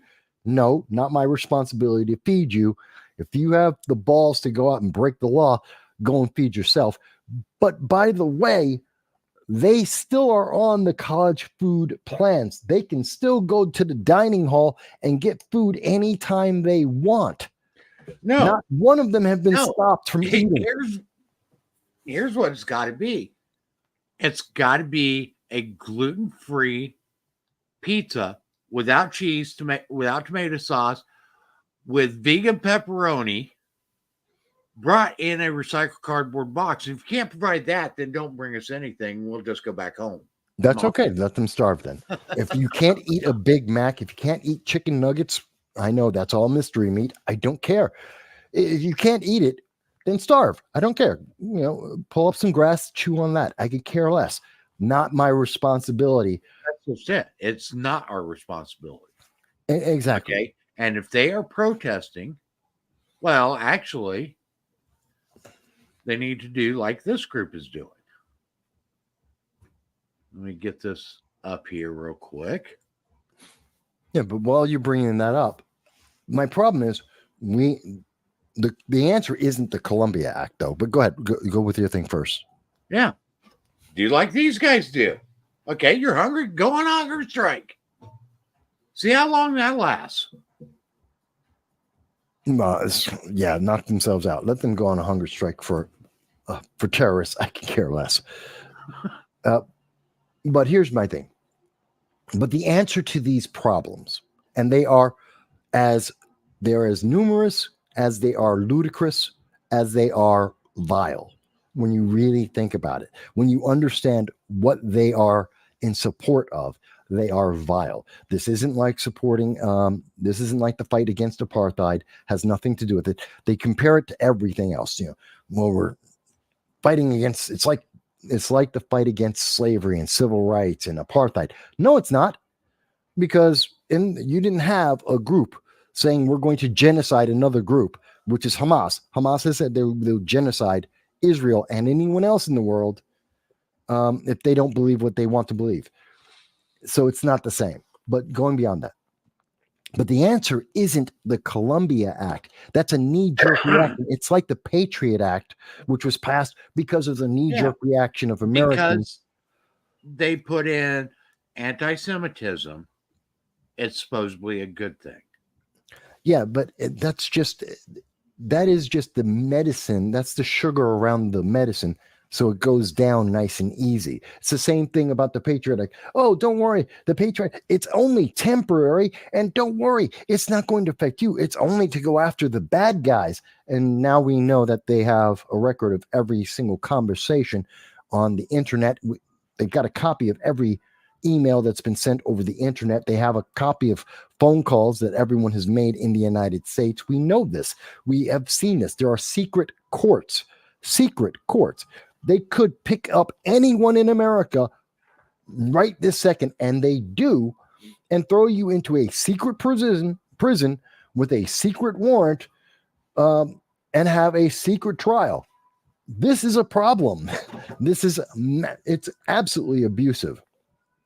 And these guys now want to put thought police. And if they're willing to put thought police in a college, what about the high schools? They will be next. I guarantee you, if they're able to put thought police into the colleges, then they're going to say, oh, but the anti-Semitism is starting earlier. We have to go and combat that earlier in life. So we need those same thought police in high schools. We stopped at anti-Semitism. It will be anything the government doesn't think is appropriate. Well, it always expands because it is abusive. It is a problem. And not enough people know about this. They just aren't talking about this. Okay, because once that gets put into effect, it will be an executive agency that does it, and then they will continuously change the rules, as every executive agency has done and is doing. Yeah. And they will get to the high schools, and they will get to the elementary schools, and All of a And the sudden, preschools. yeah, and all of a sudden you're in an autonomous country, authoritarian country. It's no longer about freedom. It kills freedom. It doesn't surprise me that they've done it this way, because they've been trying to destroy the First Amendment for as long as I can remember. Well, this is one of the biggest threats to it, and they're doing it with a smile on their face, saying, "We're going to help. We're going to protect you." No, Yeah, and how dare you vote against us? But in that article I saw, and I wasn't surprised. I mean, the squad all voted against it, and I would expect the squad to vote for it. no, the squad voted against it. That's a surprise. Yeah, I was quite surprised too. I just, what the hell is our representatives doing? Not representing the United States. They're not representing us for sure in anything. The only things that, again, Representative Richie Torres of the New York 15th District has avoided talking to constituents about this. He's been ducking from them. And again, he will not let them know on his social media and his access, even his congressional page, which has news about all the bills that he's been putting out and he's supporting. He has nothing on this. You can search it. You will find zero information. He has dodged accountability for this. But it's his bill. His name's on it. He's the one who helped create it. But he's dodging and hiding from constituents, which is perhaps the biggest thing that pisses me off. I mean, as much as Lawler is just as complicit in this, he at least has it on his congressional page. He admits that this is something he is doing. Constituents can hold him accountable. Richie Torres is hiding from the public. He's doing it. He wants this authoritarian control over colleges, over education, over the way people speak. He wants to put himself above the public and to silence people in opposition, but he doesn't want you to know he's doing that. He wants to get reelected as if he's some kind of good guy doing only good things. The moment that this got negative press, he stopped talking about it. And that's even worse. It's not just that he's doing this and knows that it's opposed and knows that it's evil, anti-First Amendment. It's that he's hiding it. That's even worse, which is why I mentioned his name so much, because people should be able to be aware of that. Well, yeah. And as a constituent, they should be informed about everything their representative is doing. And on top of it, if their representative is avoiding their questions and their comments and so forth, then you really, as a constituent, okay, regardless of your political preference, as a constituent, you should be looking to replace that person, whether it is with another Democrat or if it's with somebody from a different party. And that's where we need to start holding our people accountable that are, quote unquote, representing us. Okay.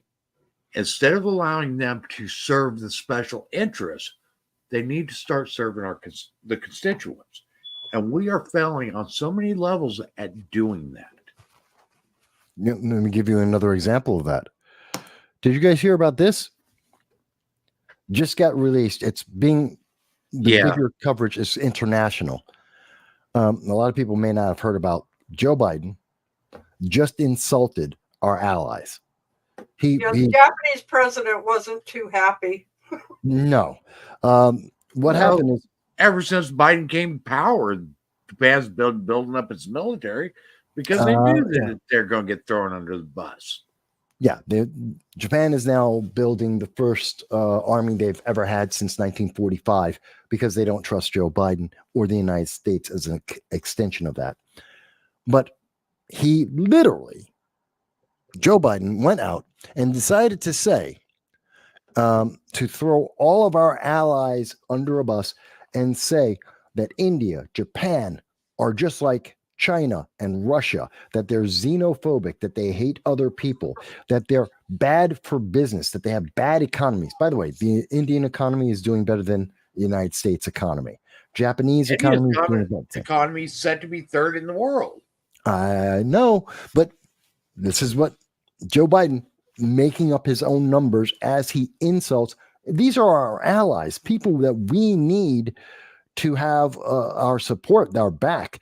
I mean, not just because of the economy, but just because of geopolitics. And Joe Biden is in the middle of pissing them off. And this is really a bad idea. And this is all happening at the same time that the Biden administration just got kicked out of the country of Chad, the country of Niger, and Russians are now going into the former U.S. base in Niger and taking that over. He lost somehow. I don't know how the Biden administration did it, but they pissed off the countries that were there to help fight against ISIS, which is invading all of Africa. And the Russians are winning the deal. They're taking over for us. There's so many problems right now. What about all the Russian airplanes we just bought? What's that? What about all the Russian airplanes we just bought? What Russian airplanes? Big hoo-ha that Russia's bad, and we just bought a bunch of helicopters from them. Yeah, because Biden is stupid. You know, you're talking about the same people, Biden administration, the same people who decided to build a COVID testing factory in Germany. $100 million. Built it in Germany to improve the German unemployment rate. That's a fact. Don't have to believe me. Check April of 2021. He signed the contract. Yeah. And we talked about Biden's economy numbers and so forth. And last few weeks, we've also discussed how Biden's job numbers, speaking of improving unemployment in Germany, how Biden's job numbers and unemployment numbers are artificial. They've came from stuff like the infrastructure bill and a bunch of other things where they've created these temporary government jobs, okay, to build bridges, to build roads, and so forth, that are not going to last. They're not long-term jobs. Okay, but they look good on paper. It also looks good on paper when a majority of the jobs that are driving down the unemployment numbers are actually part-time jobs. They're not full-time jobs. And if we look at the comparison, we are losing more full-time jobs, and they are being replaced by part-time jobs. That's really the backstory of Biden's unemployment. Yeah. But it's about the sad thing is, how do we hold people? Aren't holding them accountable. The news media is so diminished. They have diminished these stories. I have to go overseas to get the context and the content here.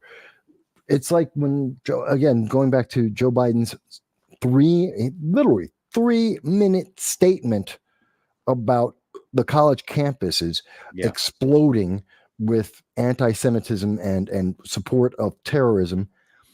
And he makes the most he could do is, I got to get to North Carolina, but before I go to get on the campaign trail, let me take 3 minutes to tell you that, First Amendment good, violent protest bad. It's like how, and the news media you saw all the major news media didn't hold him accountable. They even chopped down that short statement to try and make it sound like they took 3 words out of his statement. They started pushing that around as the quote, 3 words out of the entire 3-minute thing to try and make it sound like, oh, he's taking such strong. No, he said nothing. Yeah. Yeah. Anything. Did you guys hear the latest? What's that? Rhodes are racist. What? AOC said Rhodes in an interview. Rhodes are racist. That's not the first time that's actually came up. Buttigieg has claimed that before too. I'm confused. I know that they've said that math is racist and the weather is racist. I've heard both of those things before.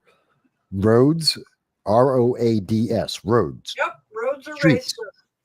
Cars driving down. AOC did an interview in the last couple of days. I forgot where I saw it. Yeah, roads are racist. It's just like we discussed last week. Plants are sexist.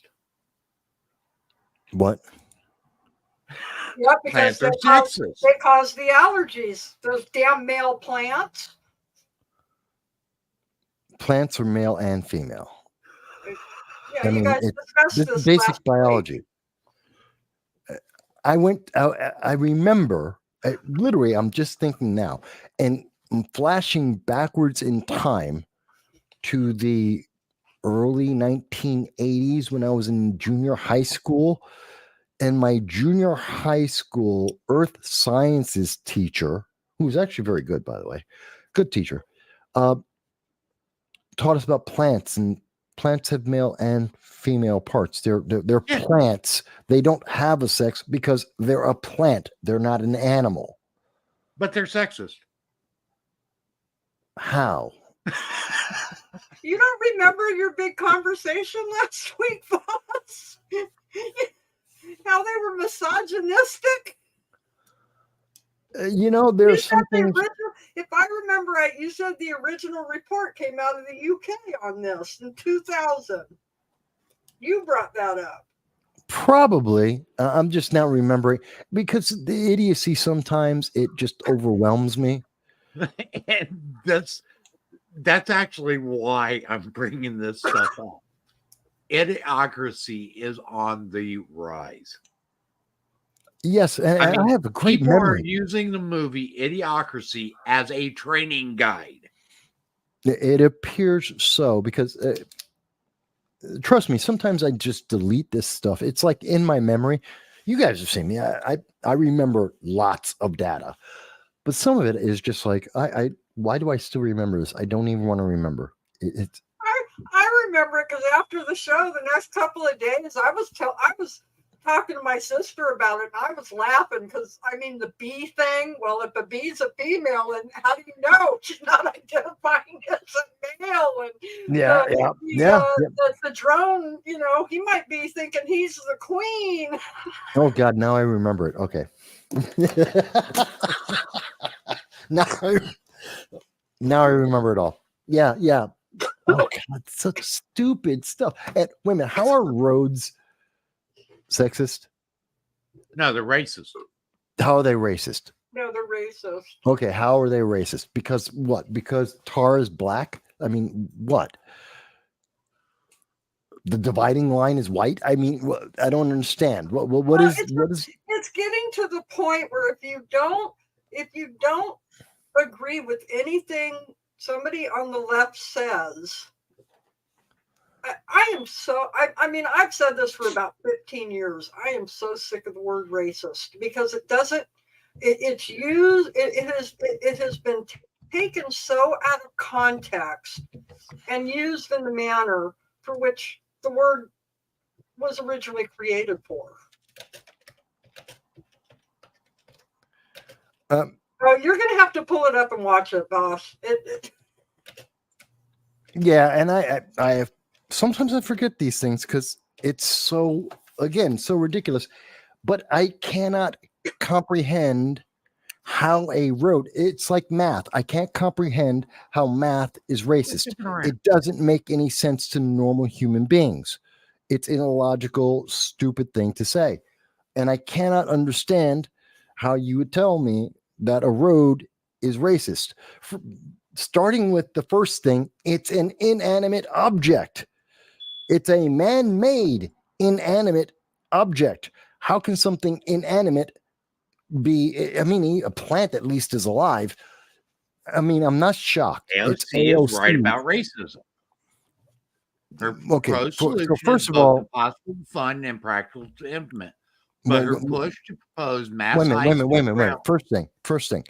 AOC, we know, is an idiot. She thinks you can take a train across the Pacific Ocean. The author who wrote this, who says that she is right about highways and racism, is also an idiot. And I bet you they went to Dartmouth or Columbia or one of the other colleges. I guarantee you they did. Well, And here's how highways are racist. go ahead. Okay, and Buttigieg also Buttigieg, all right. He's another idiot. parroted this as well earlier. So actually AOC is parroting him. Oh, Construction of highways can have a disproportionate impact on communities of color from displacement and pollution, and high-speed rail actually connects these communities to greater economic and housing opportunities. okay. That has nothing to do with racism.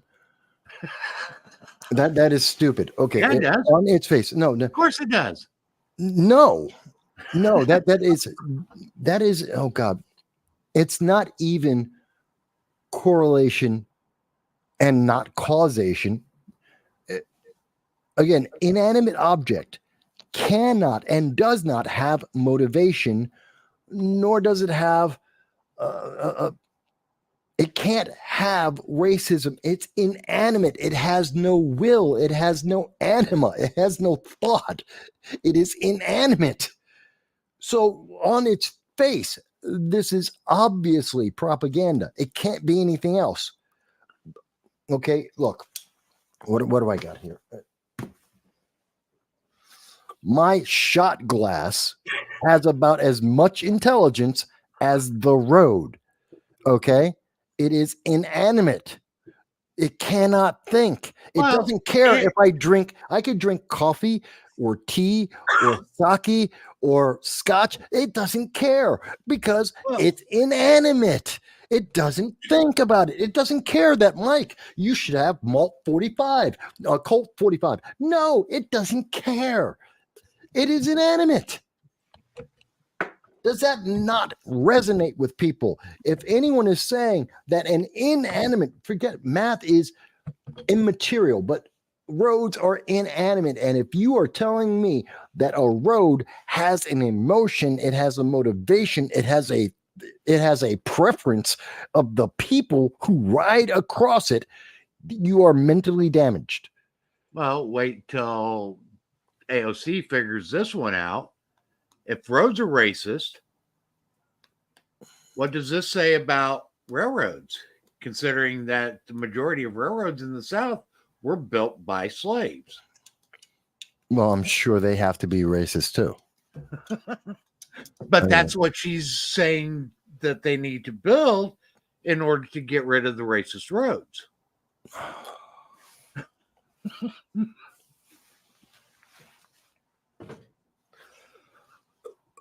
Wait a minute.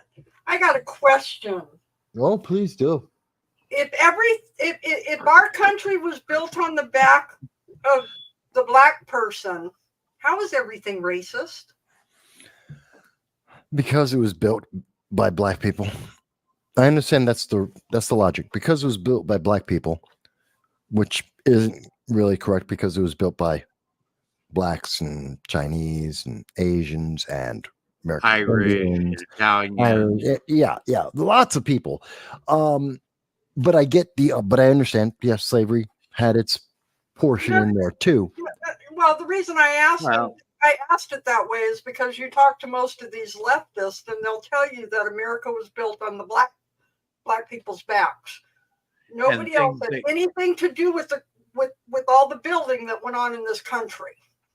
The thing that's really crucial on this is a lot of people exclude anybody other than blacks as being slaves. Yeah, it's part of the lie that we have a huge romanticized lie about slavery. And people may go, Mike, romanticized? Yes, romanticized as in we have a artificial way of remembering the past that is favored by a group of people. That's the romanticization. They have this fetish about the 1860s, and the word slavery only can apply to 1860s America. Mind you, there are more slaves in the world today than at any time in the history of mankind. That is a fact. There is more slavery in Africa today than in any other place on the face of the globe. That is also a fact. Slavery in America, because it does still exist, is called human trafficking. It still exists. We haven't resolved it. No nation has ever resolved it, and you never will, because human beings have problems. But the romanticization of slavery says it only happened in America. It was only in the 1860s, and it was only about black people. So false on so many levels, which is why they are so fundamentally wrong and come up with stupid statements like the road is racist, math is racist. If you are saying that, you have been fundamentally brainwashed.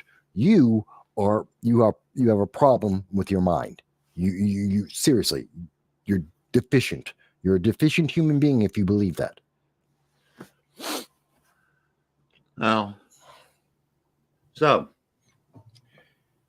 does everybody know who Angela Davis is? Yeah, we used to talk about her back in the late 70s, 80s. Kids wanted to have their afros like her. That's all we knew back then. Back then, Angela Davis, yeah, is one of the foremost leading people advocating for reparations. Member, are huge supporter of Black Panthers, et cetera, et cetera, et cetera. Yeah, and she had a really big afro. It was like 16 inches. Okay. So PBS did a story on her on their Finding Your Roots program. Okay. Through her activism and scholarship over many decades, Angela Davis has been deeply involved in movements for social justice around the world. Her work as an educator, both at the university level and larger public spheres, always emphasized the importance of building communities of struggle for economic, racial, and gender justice. Okay. Angela Davis found out on this episode that her ancestors were part of the 101 people that came over on the Mayflower. Okay. And that her family, is white. Her ancestors, actually owned slaves. Okay. Yeah. See, here's the thing. I don't find that it's like that's neither surprising to me nor important. I mean, it's devastating for Angela, I'm sure. I'm sure she wants to self-harm herself because she's like, oh my God, I'm descended from a slave owner. And yeah, go on. What else? Here's the thing, and that's the key point on reparations. Okay. Everybody's pushing for this reparations, but there is no way to tell who is actually descended from slavery and who were people that actually owned slaves. No. This is the key thing. My family goes back to the 1866. We know that there was slavery. You can track that, but it's ridiculous. Because my problem isn't were you descended from slaves? That's not the problem. It doesn't resolve anything. See, no, it doesn't. Okay. And we've had that discussion on here many times as well. the reparations doesn't do anything. That's people that are alive today had nothing to do with slavery on either side. Okay. And actually, a lot of the people that are here now that are pushing for reparations come from places that weren't even a part of the slave trade network. Well, first of all, if you're And they from came another here, country, well, their families and ancestors came here even after slavery. well, exactly, if you're from another country, screw you. You're not even in the conversation. Why are you in the conversation? But we know this. California is a perfect example. California wasn't a slave state, but yet they want to give out all the reparations. They wanted to until they found out what the price tag was. Then they said, "Oh hell no." Yeah. But yeah, why is California doing it? Because it's a gimmick. It's a gimmick. It's a ploy to bribe for votes. Yes, that is. Well, Okay. everything And it's that not- they do, And let's get this right, folks. They aren't buying votes. They are bribing you for your vote. Yeah, well, go ahead, I Jen. look at it this way: everything that they are doing, racism, this, that, they realized. Well, Obama started all the downfall. But No, when it started Trump before got him. elected and they saw how many Black people voted for him, they realized they had to change the narrative because their 100 years had expired. What was the politician, the president's name, who said, do this and we got it for the next 100 years? And as Johnson, and 100 years isn't up. Johnson was in the 60s. Okay. Well, still, they're losing the Black vote. They saw they're losing the Black vote. What better way to do it? Let's bring racism back, white against Black. Well, the problem is the resurgence of racism in American politics actually started in the 90s, about 95, thereabouts, because we went through a period after the 70s, we had the transition. So you had the civil rights movement, late 60s, 70s, we started transitioning. People's trying to deal with that transition. So you had the 80s and pretty much the 80s and early 90s. You had generations of kids who had grown up and just said, okay, fine. We don't care. We're good.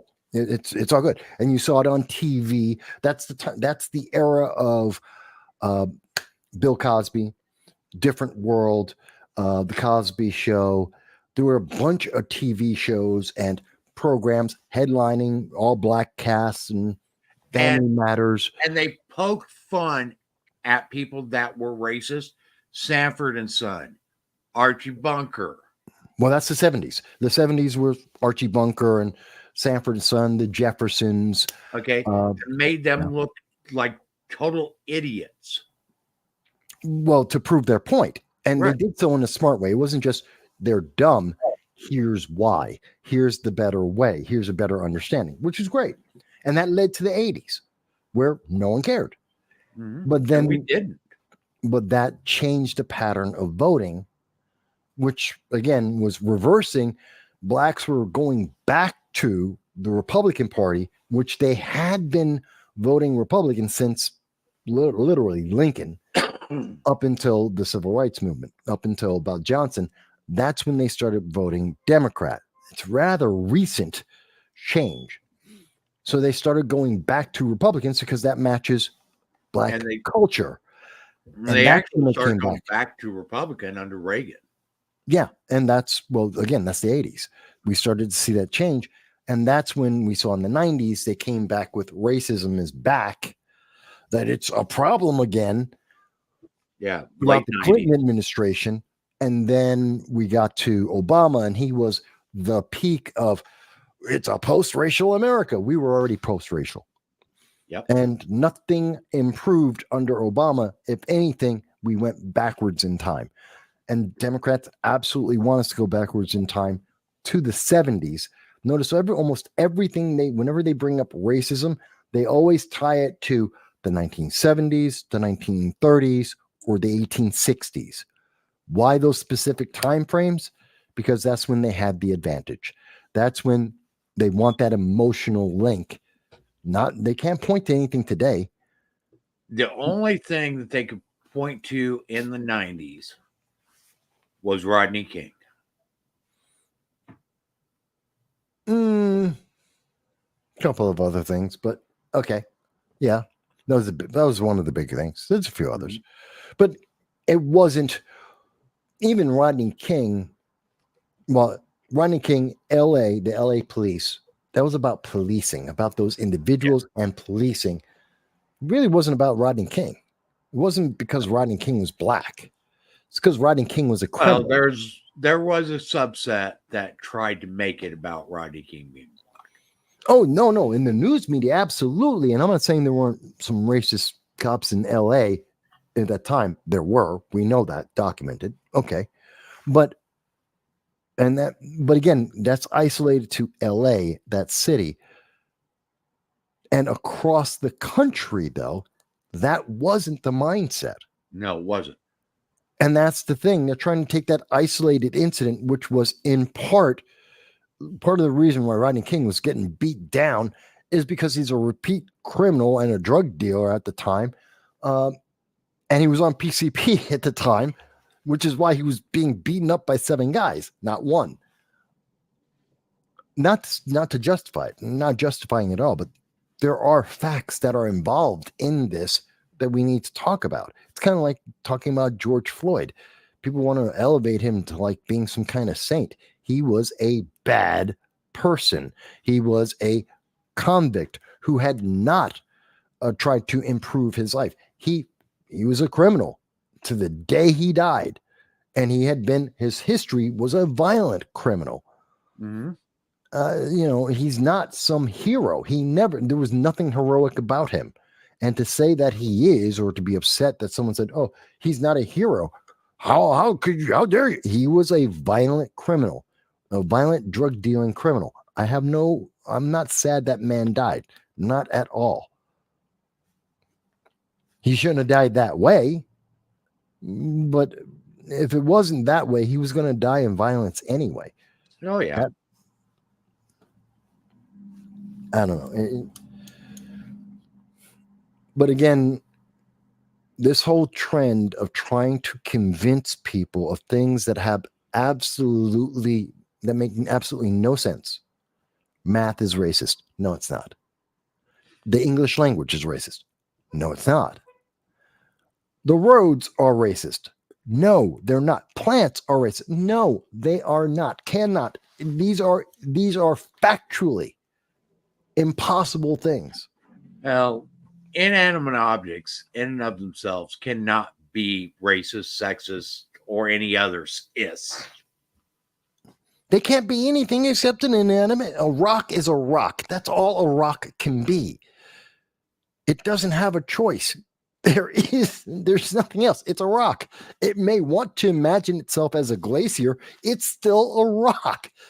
No, and it can't even want to imagine itself as a glacier because it is a rock. Wait a minute. We had pet rocks as kids here now. They were emotional support. Yeah. They're reminding me of boot camp. You know what I mean, Mike? Boot camp, Oh, yeah. You're a rock. Yeah, that's the whole generation. This is when my scene drill instructor was talking about, scene drill instructor Sergeant Williams, when he was talking about rocks, he was talking about Columbia College and the autonomous zone protesters. Rocks, just useless rocks. Well, guys, we're almost at 2.5 hours. I'm going to get going. Yeah. We're going to go ahead and wrap this up. I mean, we're kind of getting way off into the woods now, down the rabbit hole. Yes. But with the way our nation's going, it's very easy to do. Okay, folks, do your research. Learn the Constitution. Educate yourselves. We say this every week. Okay, You've got people that are literally trying to tell you that trees are sexist, that roads are racist. Okay, come on. Start using a little critical thinking. Start educating yourself. Start learning what the true issues are. Quit being gaslit and start taking action. The only way we're going to get our country back is if we take it back. And we can do so. Okay? But only if we start coming together as a country.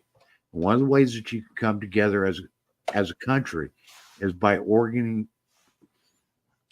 joining constitutionally based organizations that are working to restore this country back to its constitutional foundation. Liberty First Foundation is one of those organizations. So we are working on our membership drive again this year. We are trying to get our voice louder. And the only way we can do that is with your help. Please spread the word about us. Like, share, comment on our videos. Subscribe so you know when we're coming on. Okay, folks, you guys help us get the word out. Without you, we would just be here. We'd be just talking heads, just discussing stuff. Okay, the audience is what helps us really grow. Okay, with that, we are here every Friday night, 9 p.m. Eastern time.